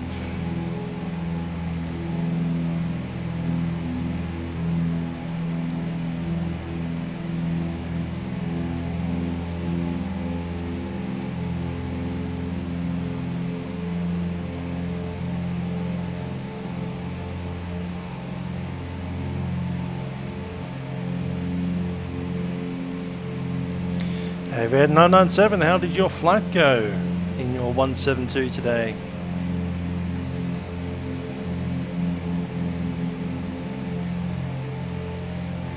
Hopefully your RPM control is a bit better than that.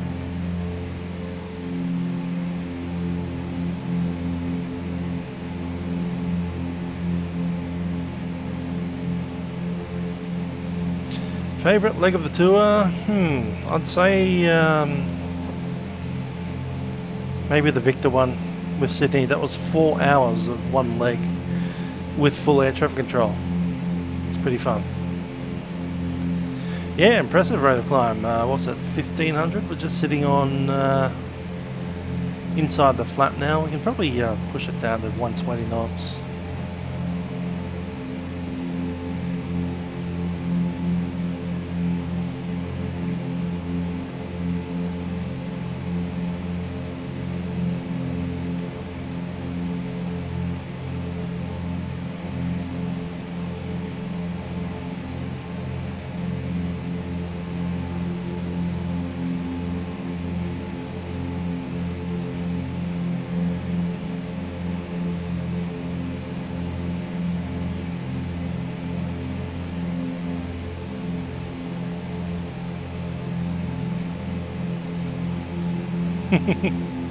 Staying up till 10. I think we might be staying up till 10 as well. Depends how long it takes us to get down to Mount Isa from here.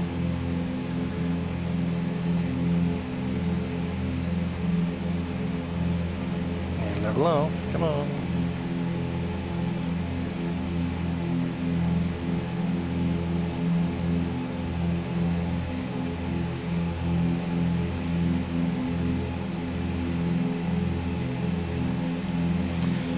Someone wants a barrel roll. Might do a stall. Stall and a twin. That's not something I've done before. Stall in this twin. That's even worse.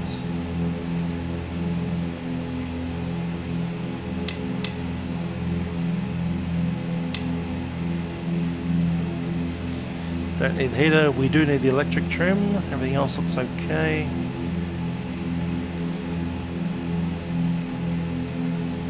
Flap is indeed up. It's really hard to see that indicator.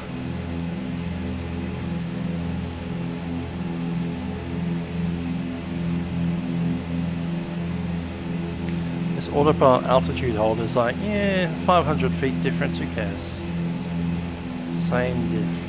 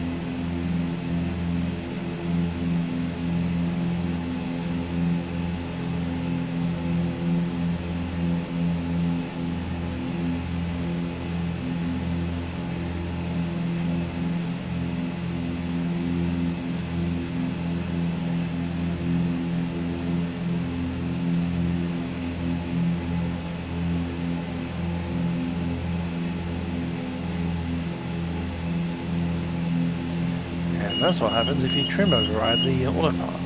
It dumps it into the ground.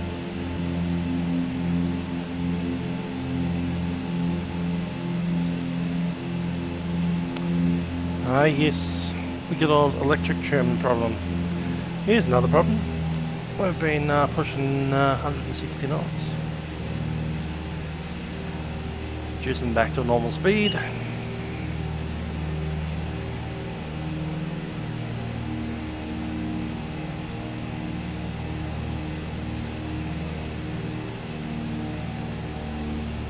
Manifold 25 set. Dodgeball's looking forward to the VTOL. After flying and playing around with this aircraft on this flight, I also agree. We'll be going to the VTOL for the next 2 flights. Big ones, massive flights. 306 miles of the Simpson Desert is literally in there. About here. So we're flying over the desert in the VTOL. Yeah, it did try to pull a max on me. That said, I kind of introduced it myself. I was going too fast, and I was pushing trim down just to hold it down. Then the autopilot said, "Oh, you want to go down? Oh, that's cool. We can do that. It's easier to arrange." Down we go. We're only 30 miles out. Current time 55 for 43. We'll give them a call in 2 minutes.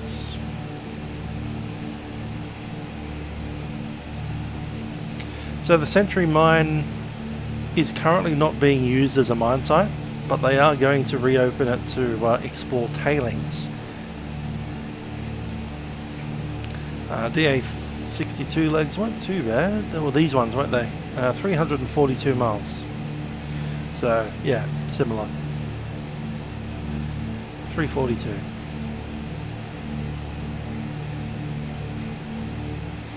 Anyway, we haven't flown the VTOL for a little while, so it'll be good to get back into it.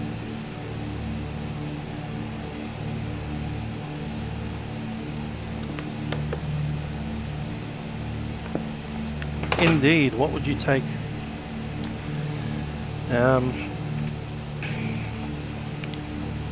If you crashed in the desert. Lots and lots of water.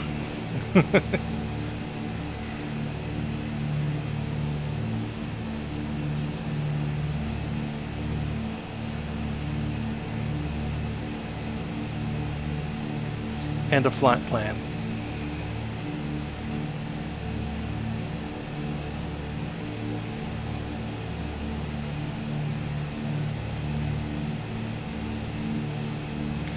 Yeah, Duchess is doing 155 knots quite happily. In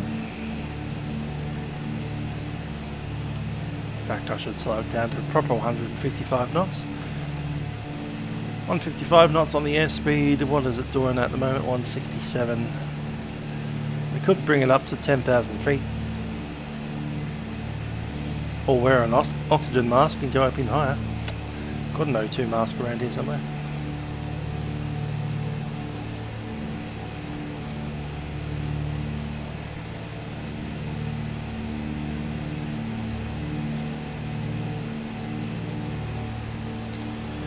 Alright, let's have a look at the weather down in Mount Isa, which we didn't put in. Okay.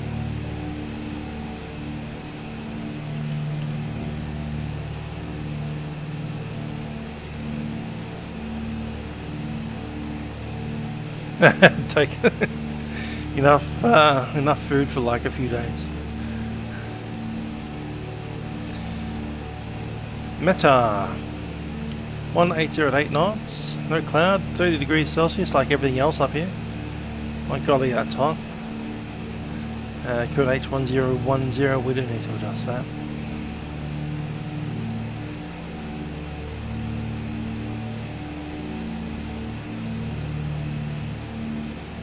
Well then, that's a bit extreme. Let's go back down.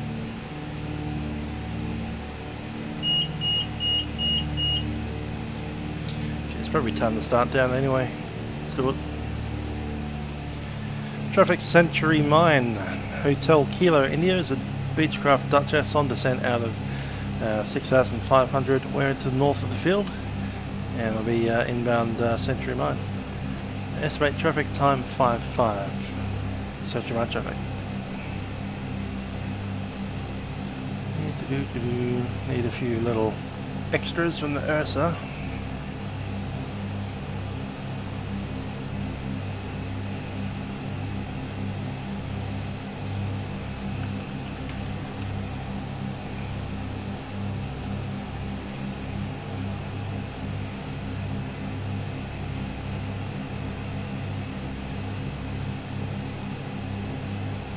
CTF 126.7 like everything else out here.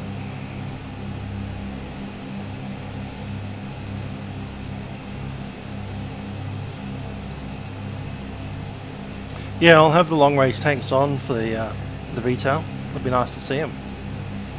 It'd be nice to see them full.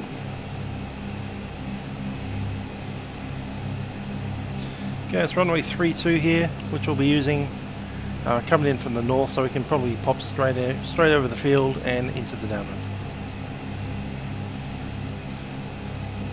Oh, there, Greg. How are you doing? Were you at the show? Are you even in Australia? Who knows?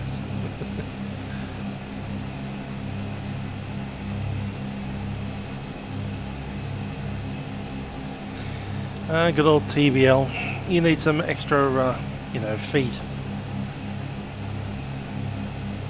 on your height.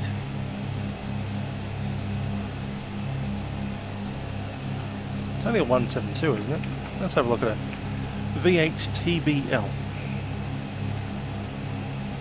Yeah, it's a nice looking airplane. Cool. Registration details.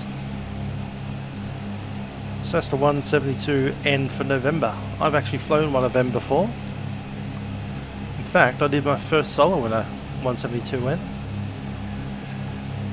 So, question for 997. Are the flaps one of those handles where as you press the handle down, the flaps start going down, and when you stop pressing the flaps down, they don't go down any further? Is that what they do?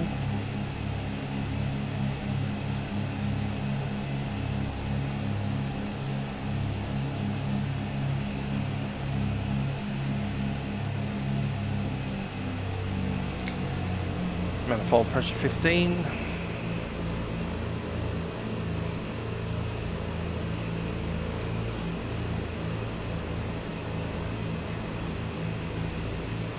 Yeah, that's a question about the flaps. I remember the Cessna 172, no, that was the mic. 172M had the weird flaps. 40 degrees of flaps, and if you're toggling it down, the flaps were moving down, but if you stopped toggling it down, it would just stop where it was. So you could technically have flaps 1 or flaps 27.5 if you wanted.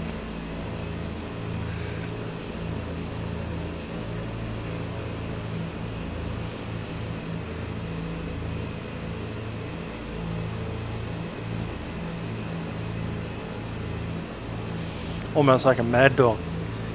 Select auto, like the manual selector flap. I would like to have flaps 22.5, please. No, let's make it a 22.25. That sounds like a better number. Flap select 22.25. Done.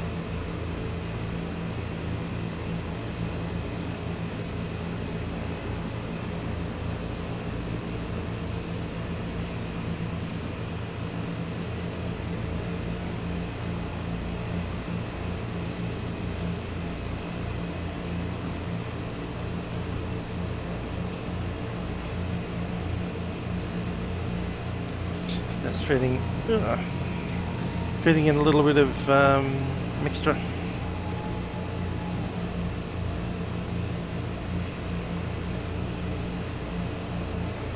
Sure enough, so you just push the lever down to the position where you want it, and the flap will move to that position. Yeah, I've seen those before on an S model. Yeah, I used to fly an M for Mike model.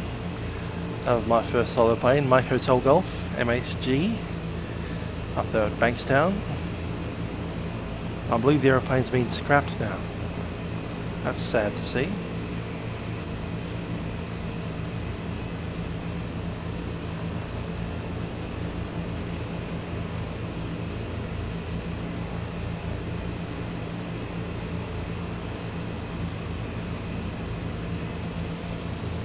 The other aircraft I used to fly back in those days was Charlie Lima Sierra CLS. That was a very nice plane, that one. Had the weirdest little GPS unit. I think it was an Apollo something or other. It was a piece of trash.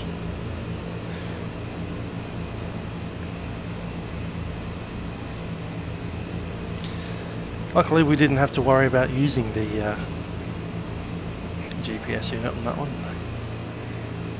It's flying around in the training area all day.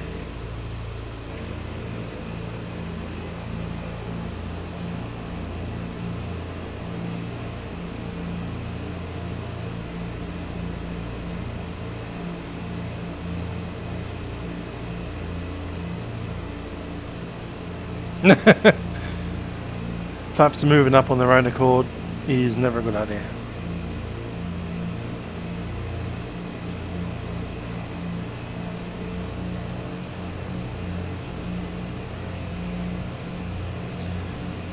Okay, just about to come into full mixture. Done. And there's the big mine site over there. The Century Mine.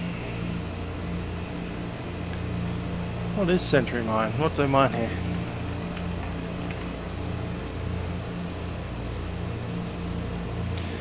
Zinc, lead and silver. Alright.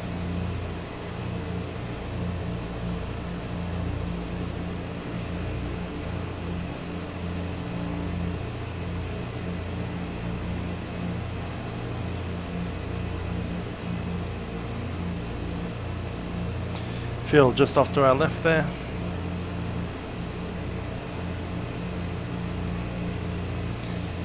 T-wheel throttle moves backwards on its own. That just means it wants to land, man.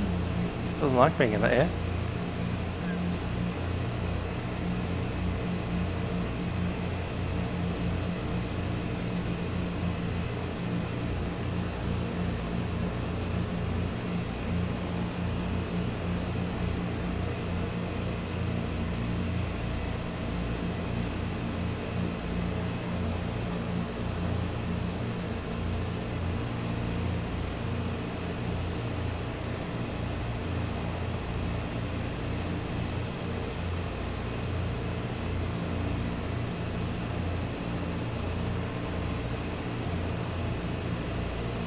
Yeah, that's a lot of choice for the long hauls. I'm not sure which one I want. It'll either be the 7.4 or the 330. The 330 is a nice one if you're lazy, because then you don't have to have the yoke sitting here. And that's kind of like a massive drawback, because you don't get to use the desk for doing stuff like eating on or resting your arms on. Kind of a fatigue factor having an extra yoke. Traffic Century Mine, Hotel Kilo India is over the field at 2,000 feet. We'll be joining downwind runway 32. Traffic Century Mine.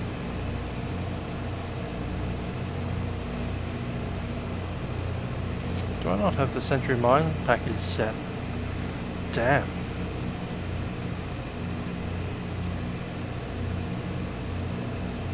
We do not. Alright.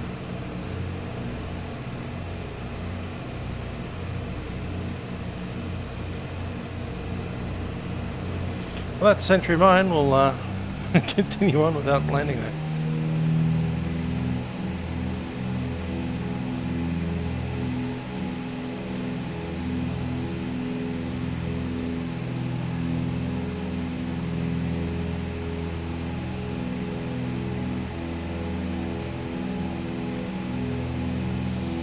Hey Lockie, if you got the PMDG 747 and the Collier Wing 787, that's plenty of choices.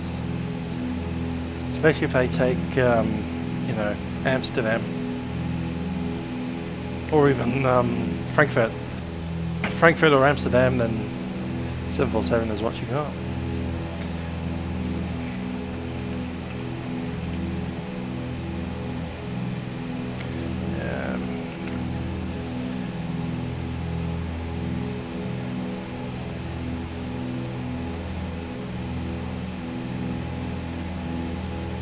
I thought Century Mine was one of his package.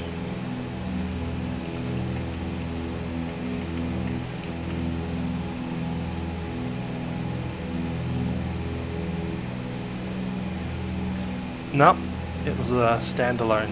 Darn it.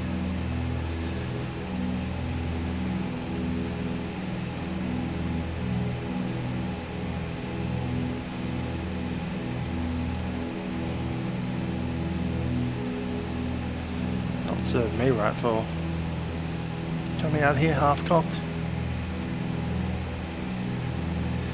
Might have to revisit it on the way back. We'll see.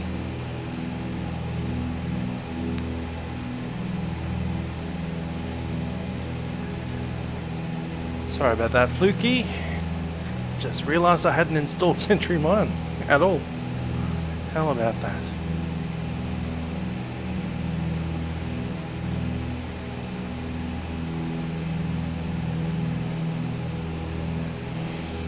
Oh well, Mount Isa it is. Let's get on out there.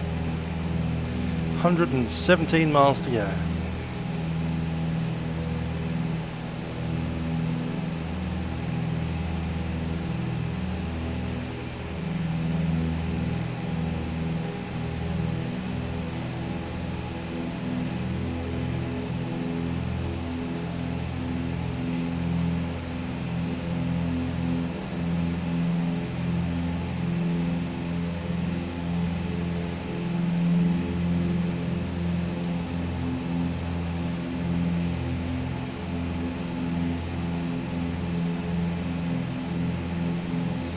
We can possibly come back to Sanctuary Mine next time we fly in the Bonanza. Just with TG there and then head off to Tennant Creek. Let's see if that, I think that might even, no, they haven't chosen the airports yet. They've finished the voting just like in the last 12 hours or so. And at some point within the next couple of days they'll let us know which airports won. And normally they put their finger a little bit on the pulse. It's like, there are a couple of that were really close, so we'll go with the one that's weird.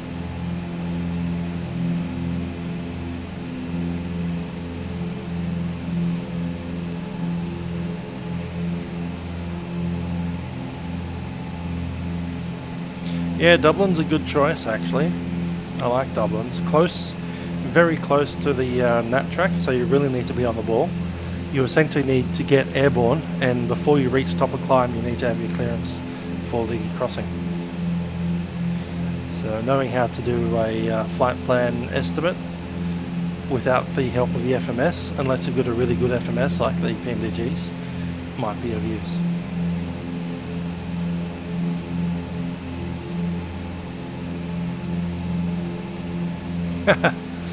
Aviad 997, at least I don't have to go to work tomorrow like I do.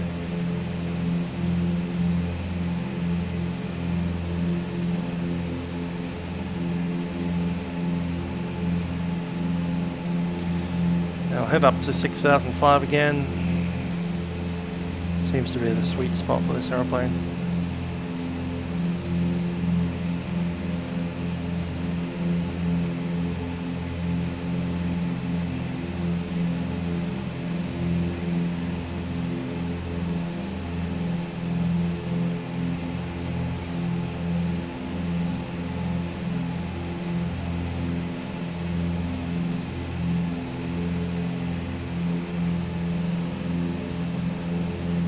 See you, Greg, have a good one. Or Nick, or whatever you are.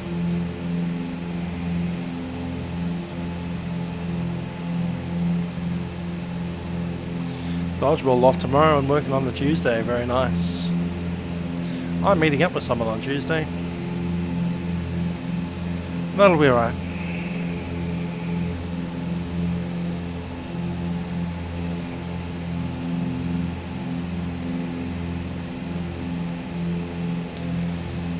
And a little bit of Airbus action tomorrow with the 321 on the milk run.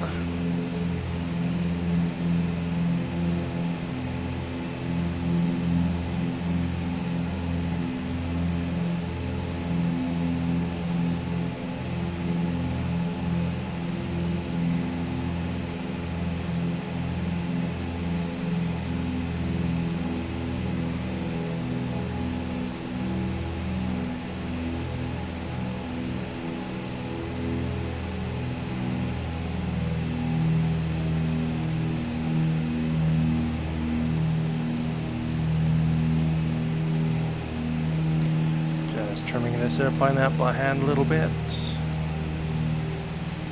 small.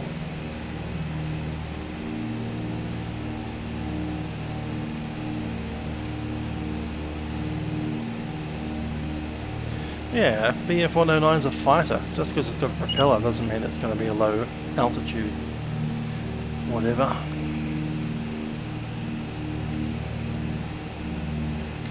Go nav mode. Yeah, not sure about that.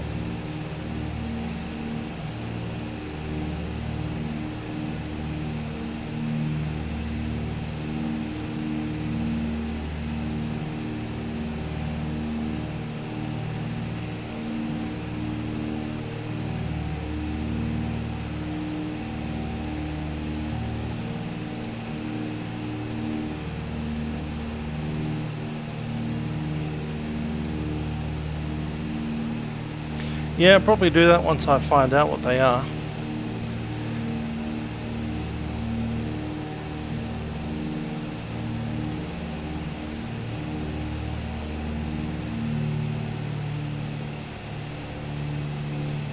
Batite propeller plane.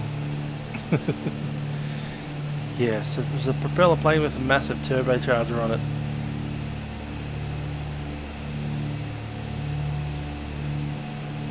Bit different.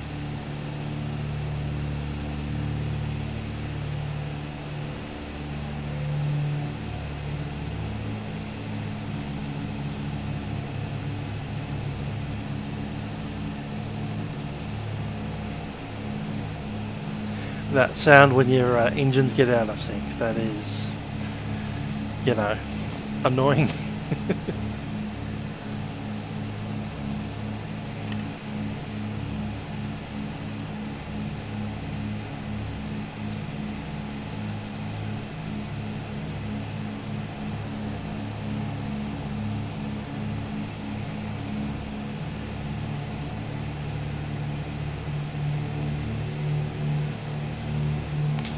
Anyway, that's changed our plan for the next couple of flights, or the next flight anyway.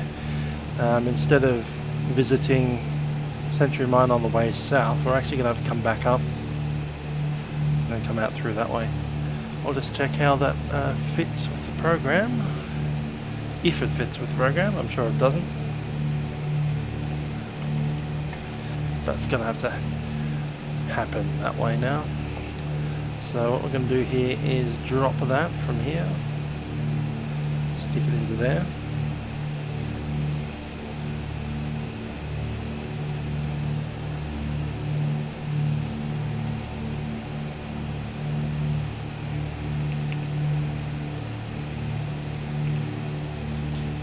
So it's going to be 384 miles. Divided by the speed, which is going to be 160.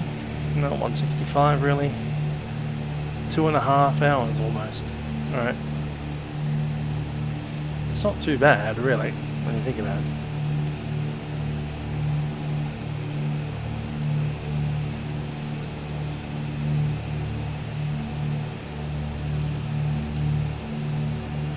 That'll be a 3-hour stream. Guess I have to budget my own time more than the aeroplane's time.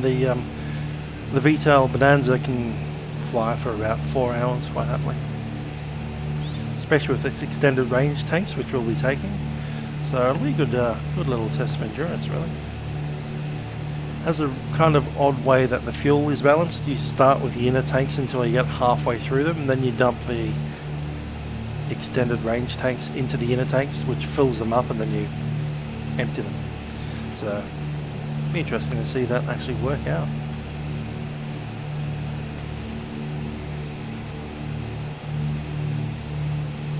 Oh, that's alright. I enjoyed disappearing myself as well. I started walking out just about the time when the massive formation of 7 or 8 airplanes went through a couple of times. I went, yep, time to go. Off we go.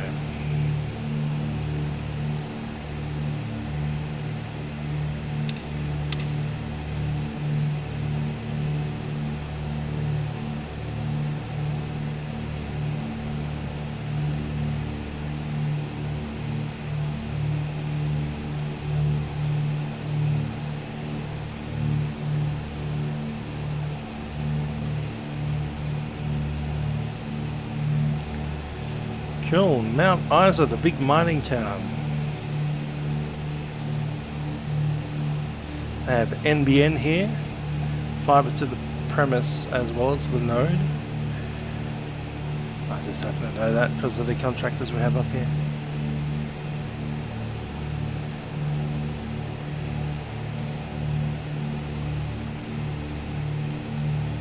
And between there and Tennant Creek, there's Camberwell,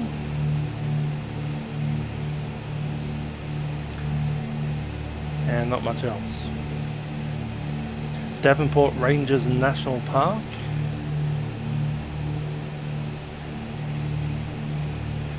a few salt lakes including Lake Sylvester.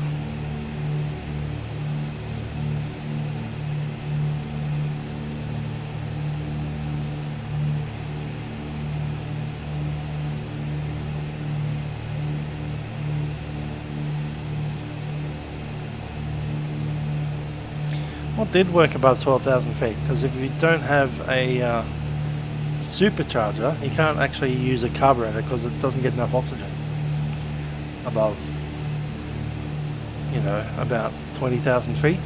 You essentially run out of the ability to put fuel into the engine without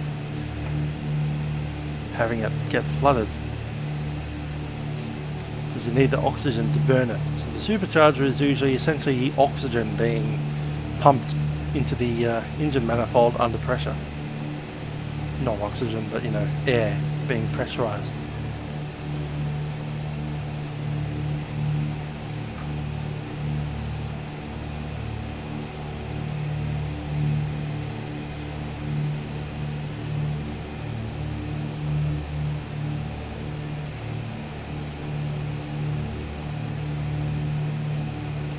Well, Lizard Island would have been good. And we just passed Currumbah. Currumbah's not far back.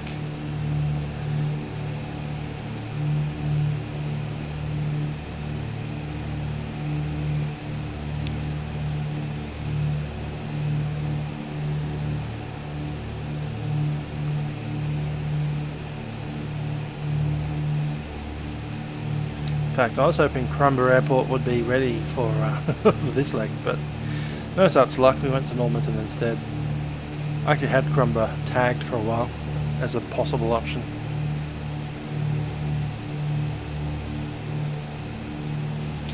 Lizard Island's pretty good as well. I like that.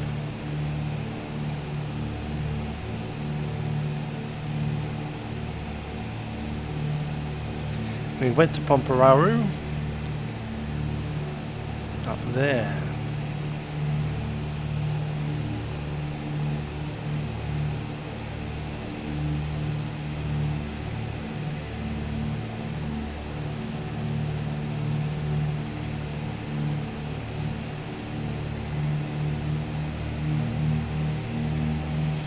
Going to go on the high end of 2500 RPM, get this 43. Alright, 9:43, we'll be in bed by 10. Pick up the pace a little and make sure we're actually tracking straight through the line there.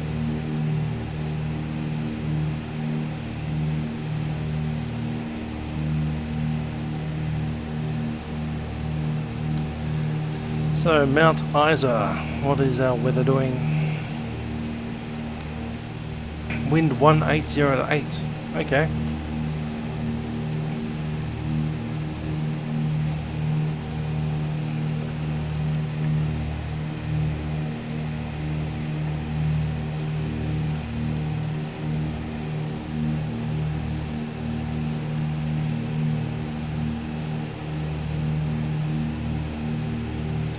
Three pages of remarks here. Elevation 1120, so we'll call it 2100 is the circuit height. It's a 24-hour operation airport. ASIC required. All pilots and operators required to wear high vis, man, including the GA areas. GA pedestrians not to cross the RPT apron, access and egress terminal via gate 7 only. Interesting. Bunch of fuel, air BP, aerocare, and there's an avgas Bowser with a swipe. No marshalling services, and we have an AWIS number.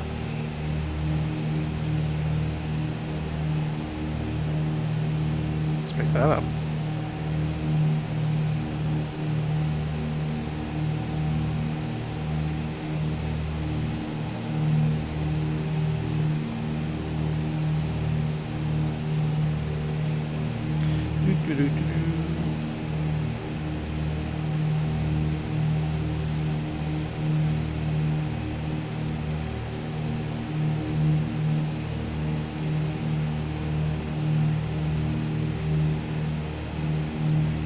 Checking the numbers.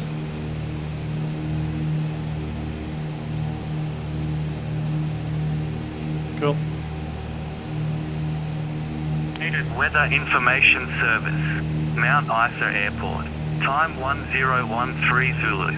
Wind 170 degrees magnetic at 7 knots. Visibility 25 kilometers. Present weather. No significant weather. Cloud clear below 10,000 feet. Temperature 29er. Dew point 11. QNH 1010 hectopascals. Rainfall last 10 minutes nil. Automated weather information service. Mount Isa Airport. Time 1013 Zulu.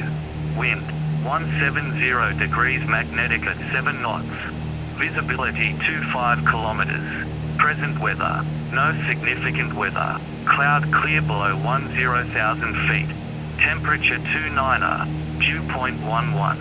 QNH 1010 hectopascals. Rainfall last 10 minutes.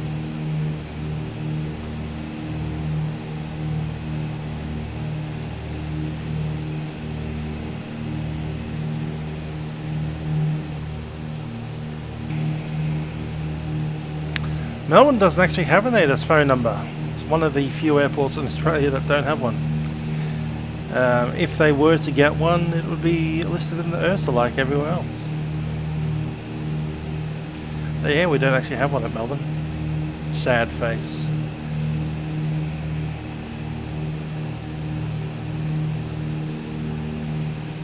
$126.5.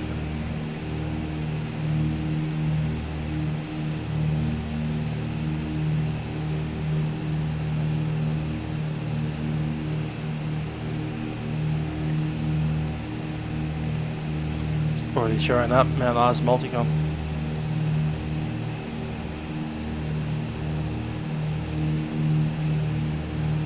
Burger.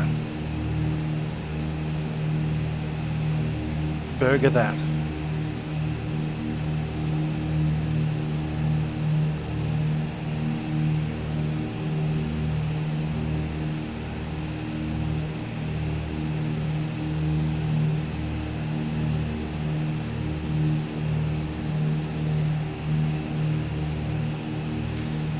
Okay, so we've got runway, was it 3416? We find the 16 approach, visual.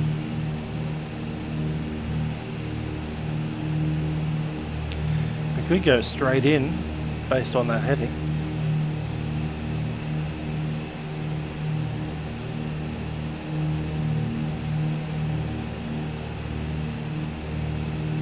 I could cross the runway center line, drop it down on the downwind, and all the way around.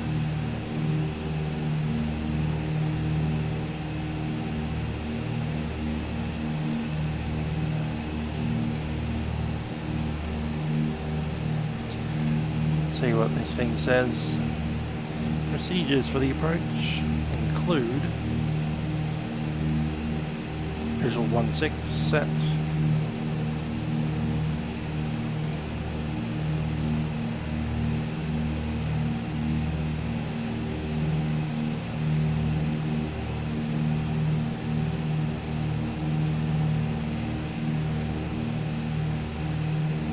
that's a runway centre line. We could really do a straight in. Rossi QA, how you doing?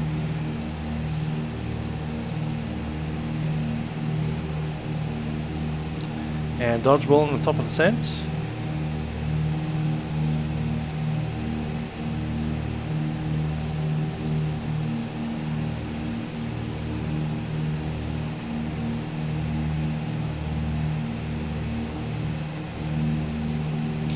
I'm loving that. Aerodrome obstacles. Tree on hill. That's funny.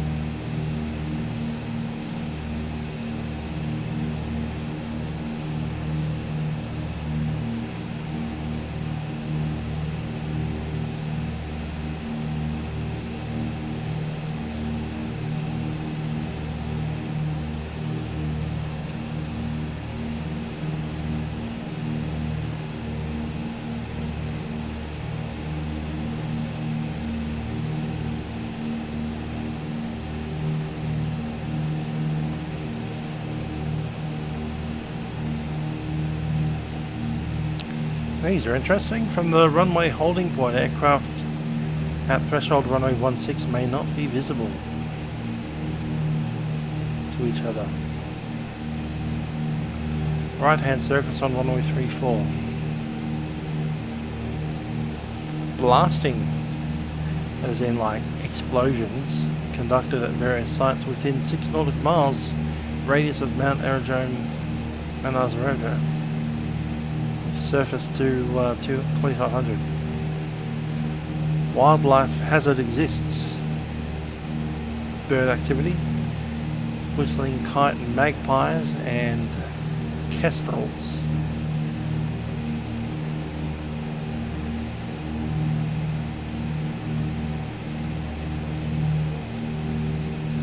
Australian, I don't even know how to pronounce that one. Pratinkol.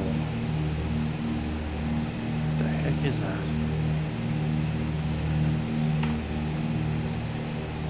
Okay, it's a bird. Never mind. Flying foxes, seasonal risk. Multiple gas turbine facilities emit high velocity plume. About 7 miles south of the aerodrome. And weather balloon launches approximately 23:15, 1.5 kilometers south of the field. Cool.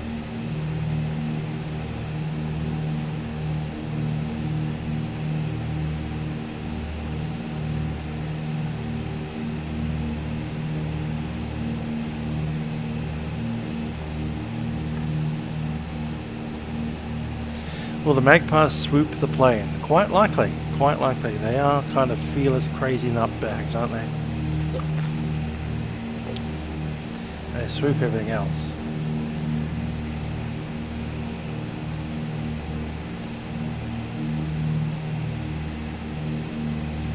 .43, current time 21, about 20 minutes away.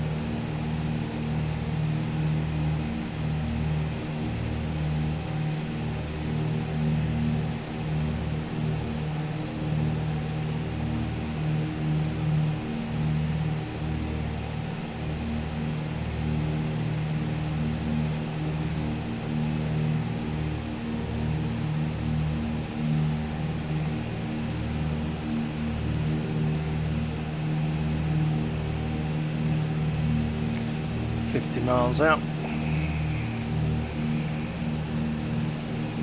30 degrees, haven't seen a single cloud. This is meant to be the wet season. There was a tropical cyclone that came through about a week ago.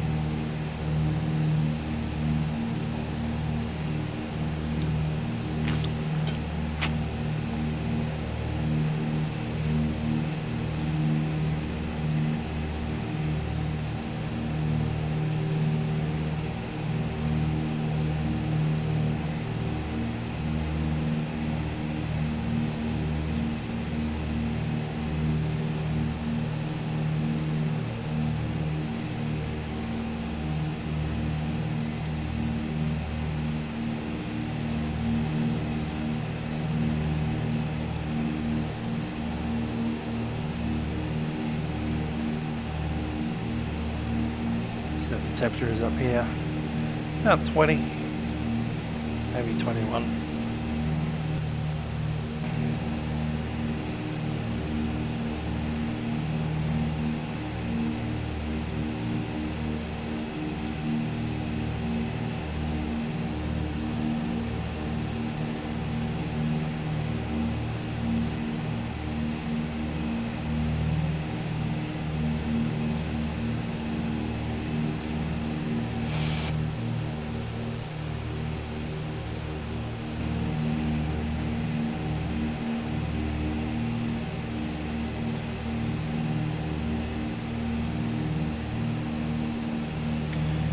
We'll start hand flying the descent. Just leaving it on trim for the moment, and we'll bring back the manifold down to about 20, maybe 19.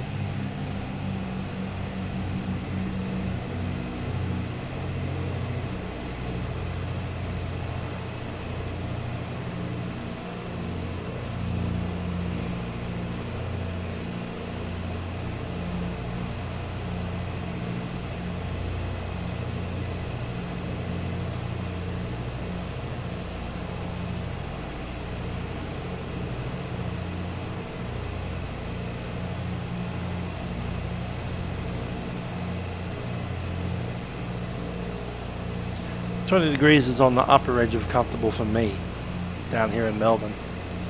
So actually it's like 23 degrees today at the air show, so with a nice breeze.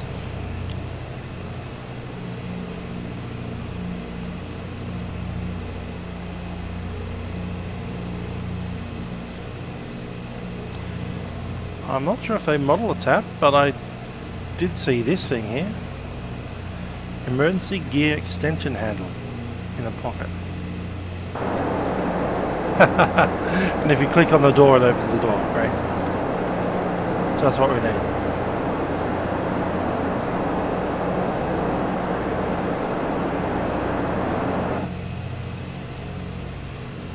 Is it in there? No, that's a static.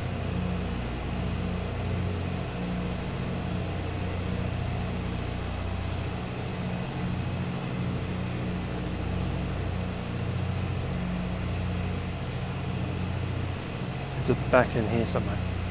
I don't know. I'm hand flying the plane at the moment, so it's probably not the best idea to be looking for it.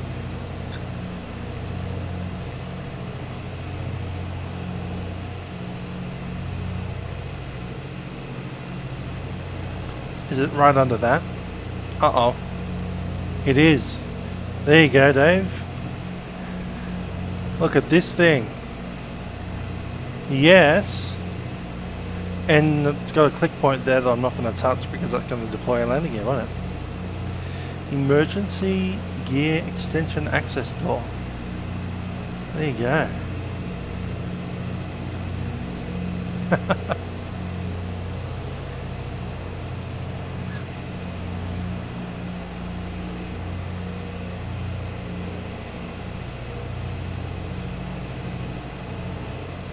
of taps there, and I can see the mouse is showing up as a hand when I hover around there. So my understanding is that is there. That is modelled, and that will extend the gear. Not sure if you just press it once or if you have to press it 100 times, but there you go.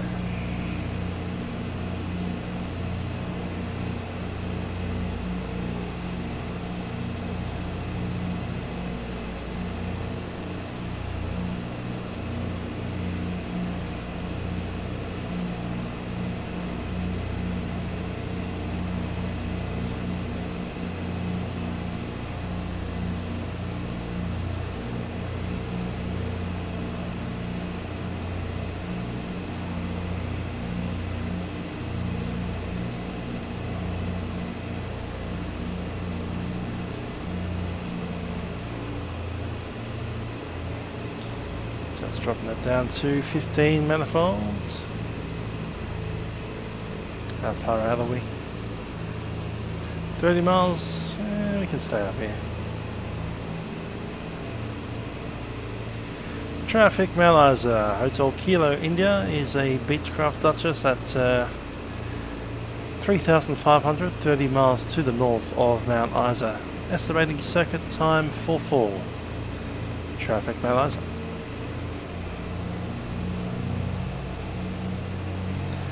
Caleb, how you doing?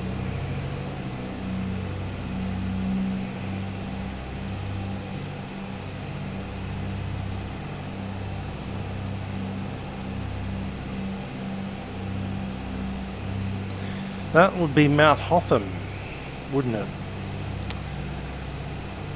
Possibly Mount Beauty.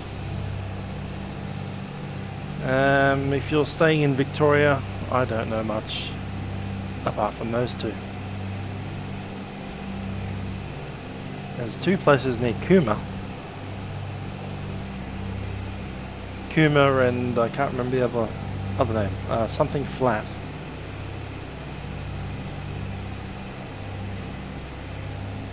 Captain's Flat. That's one.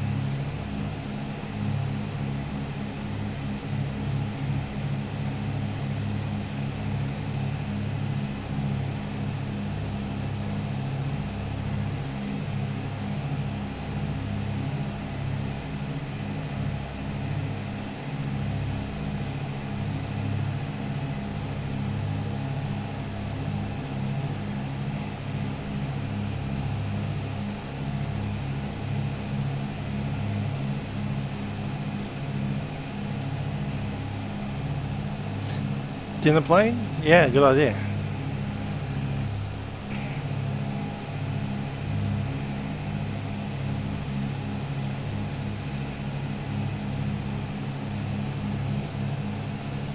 Wouldn't mind going to dinner plane. Heard a lot about it. Haven't been there yet.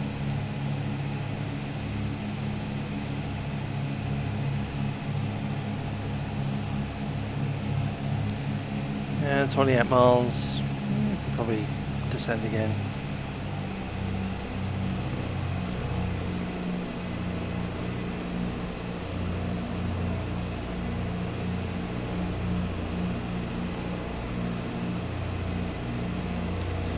Remembering that the ground is 1,000 feet above sea, so we're actually at 2,000 now.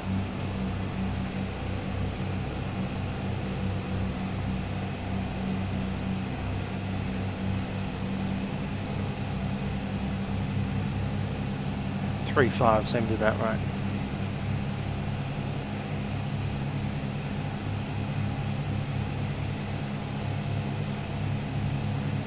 Free 747. I've already got a very expensive 747.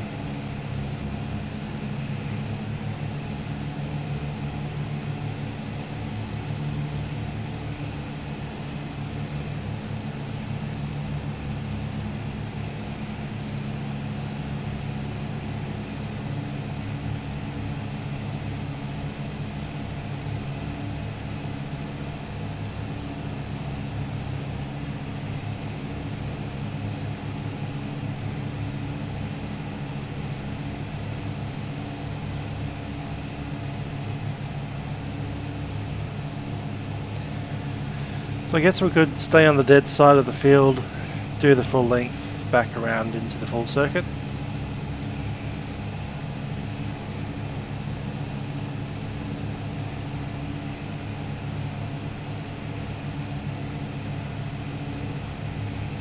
Traffic Mount Isa Hotel Kilo India is estimating circuit time 4-4. I'll be entering for runway 16 from the dead side. Hotel Kilo India.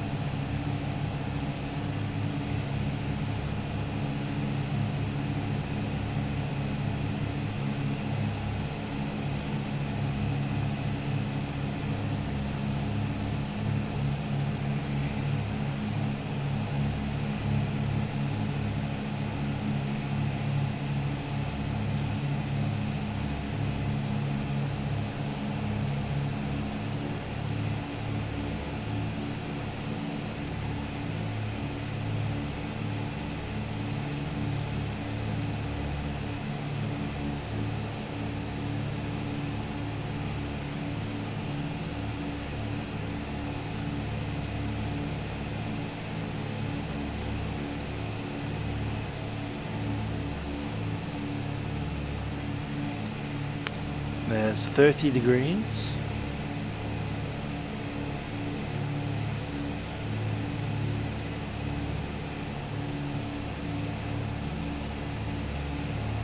Yep, gotta keep a lookout for those magpies.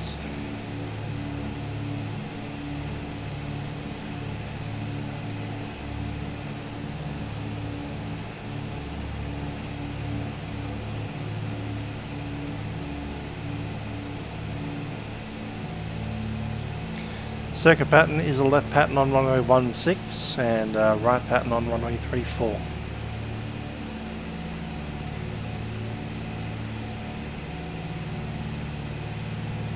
So I guess that means they don't want us over on the dead side of the field, do they? Now that we think about it. Probably because they got blasting though, with like mine sites blowing stuff up.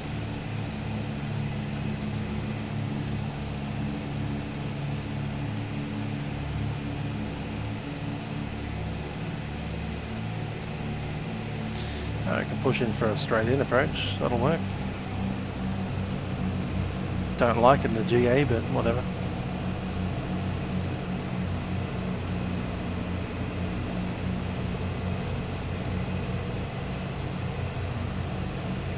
$10 miles straight in for 3,000.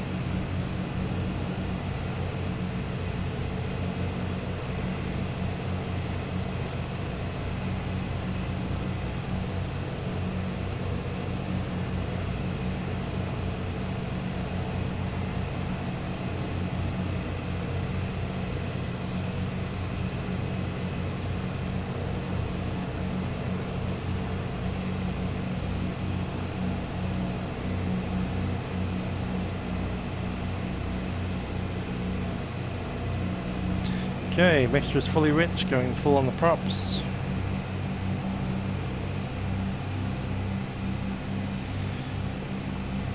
Cool. Traffic Mount Isa Hotel Kilo India is 15 miles out from the field. We'll be joining straight in approach runway 16. This is Mount Isa.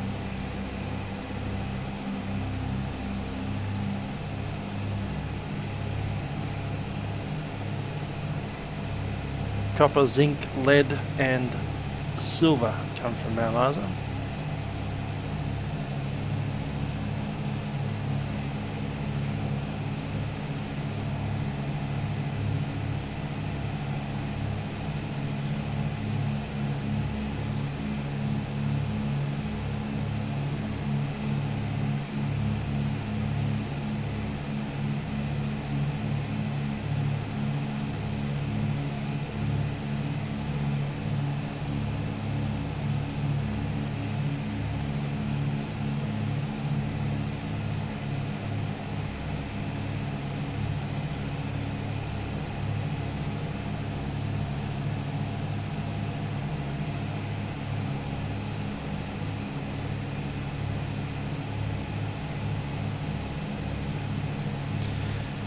Right, coming on down to 2,600. That'll put us about 1,500 above the field.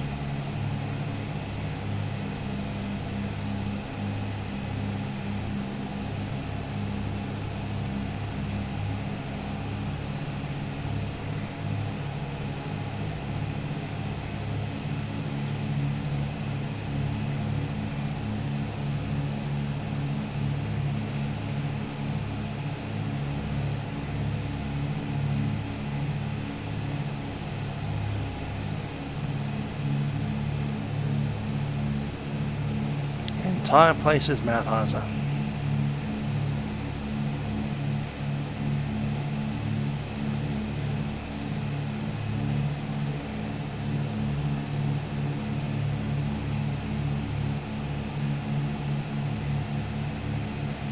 There we are, 1,005 above the ground.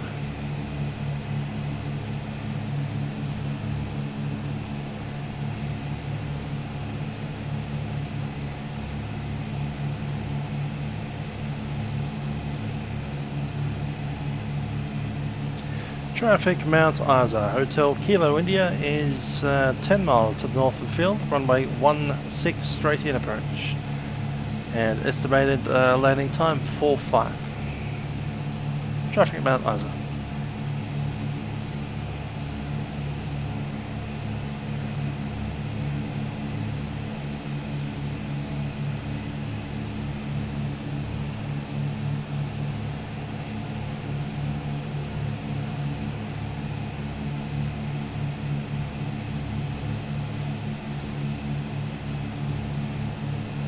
It probably isn't, but I'll give it a check.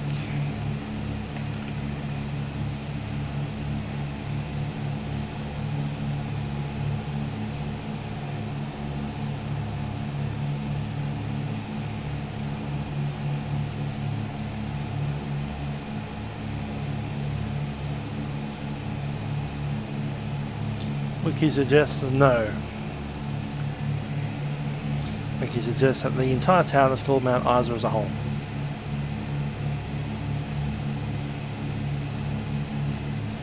And there are many, many holes at Mount Isa, including the ones over there.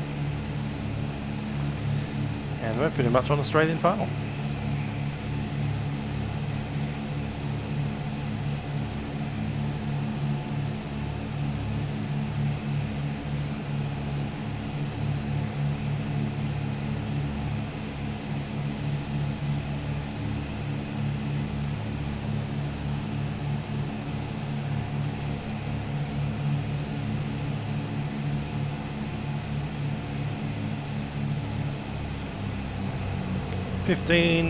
On the manifold. Everything's fully set, just going to slow up a little.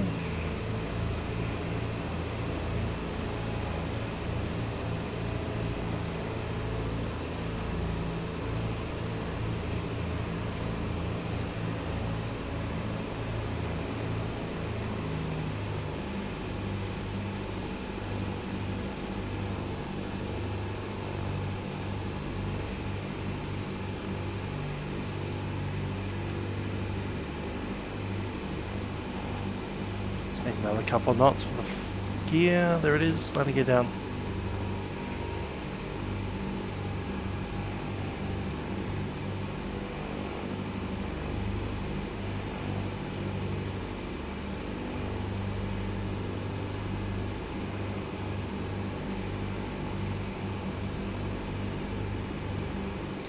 It's waiting on flap speed. There it is, flaps 1.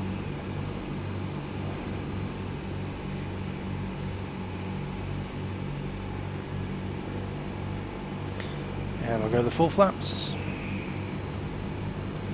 Landing checklist. Brakes are released, undercarriage is down. Mixture fully rich.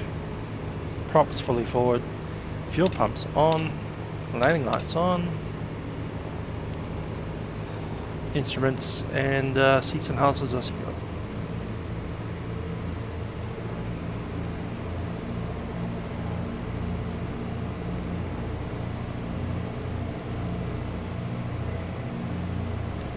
onto the blue line.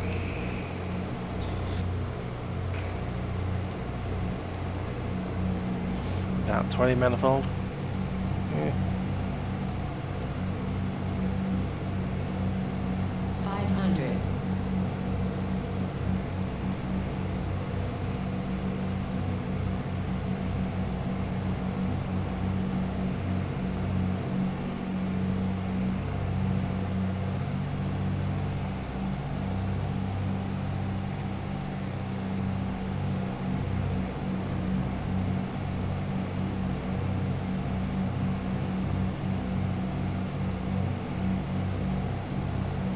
Traffic Mount Isa, Hotel Kilo, India, final runway 16.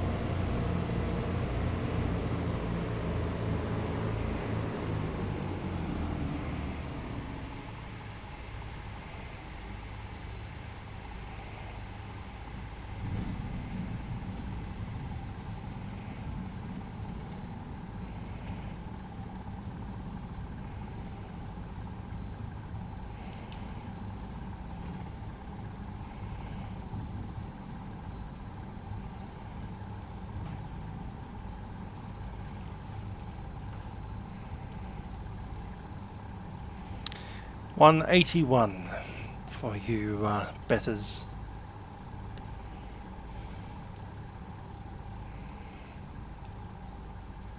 That's a closed taxiway.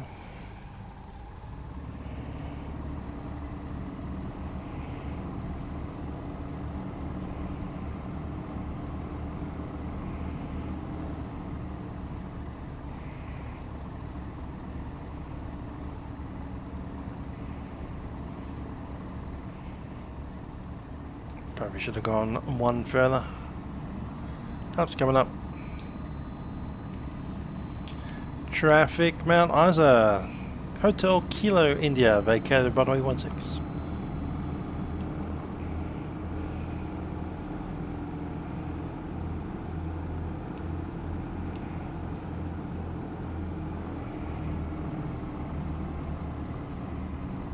I clearly haven't deleted the scenery objects we needed to.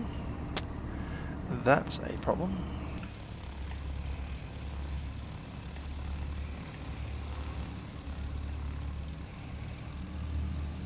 What do you reckon? Straight ahead or up there?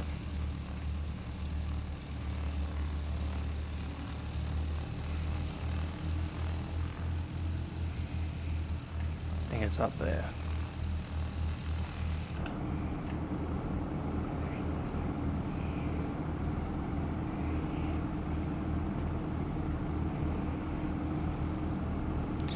Apologies to Fluky for wrecking his scenery. We'll fix that up next time.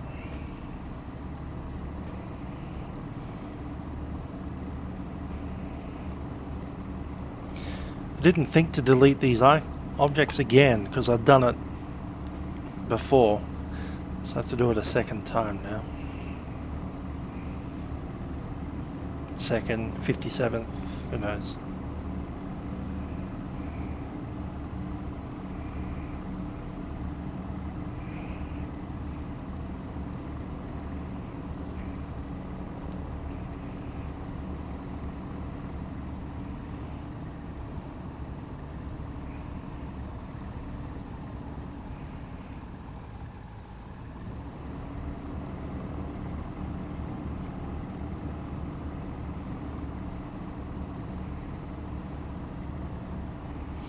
Bonanza goes 165 indicated, and it goes at 10,000, 12,000 feet, depending if you have oxygen or not.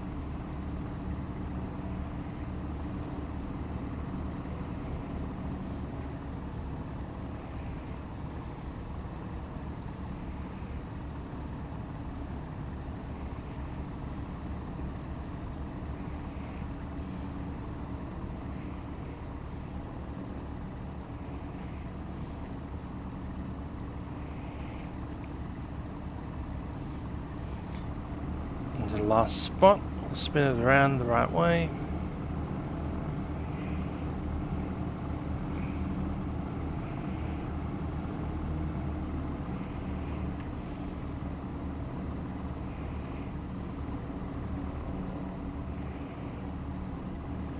Cool. We're doing the VTEL next week.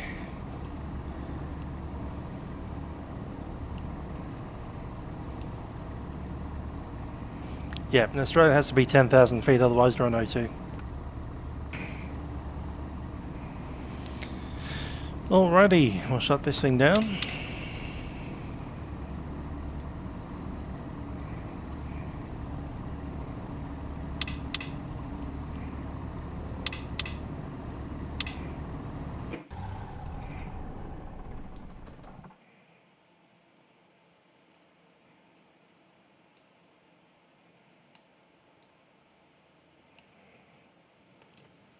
Sound didn't quite match the spinning of the blades.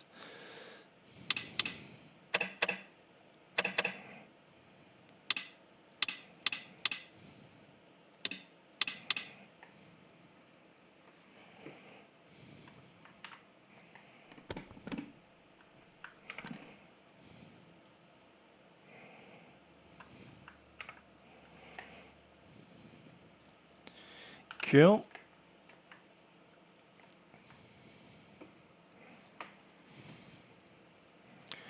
So we do need to push her back into the spot.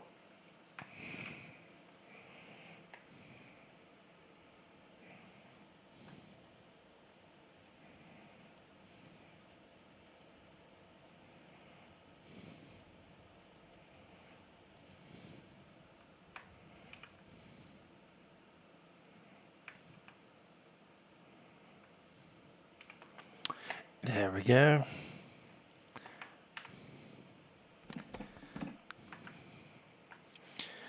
Pop the tie downs on.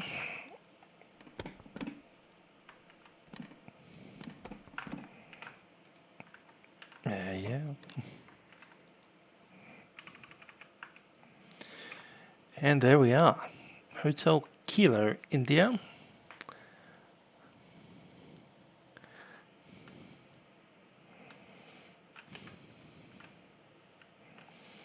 Chocks in.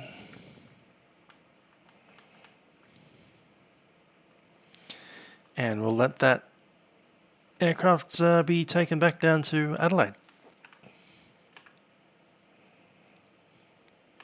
which is where it belongs.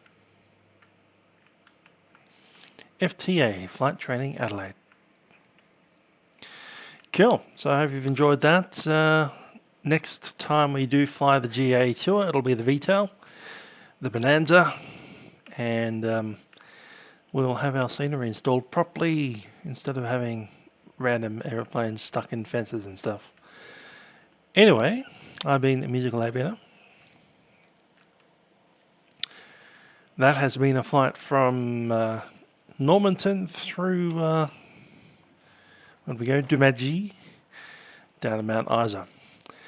Next week, because we didn't have the scenery installed properly, we're going to go back to Century Mine, do a touch and go, then we're going to airborne and do 262 miles over desert to Tennant Creek in the Northern Territory. How much would this tour cost in real life?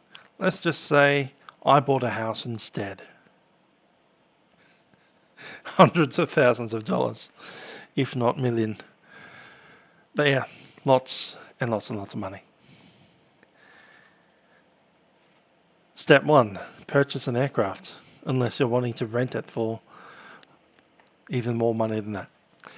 Anyway, I've been Musical Aviator. That has been the Baroola leg of the tour. And I'll see you next time. Bye for now.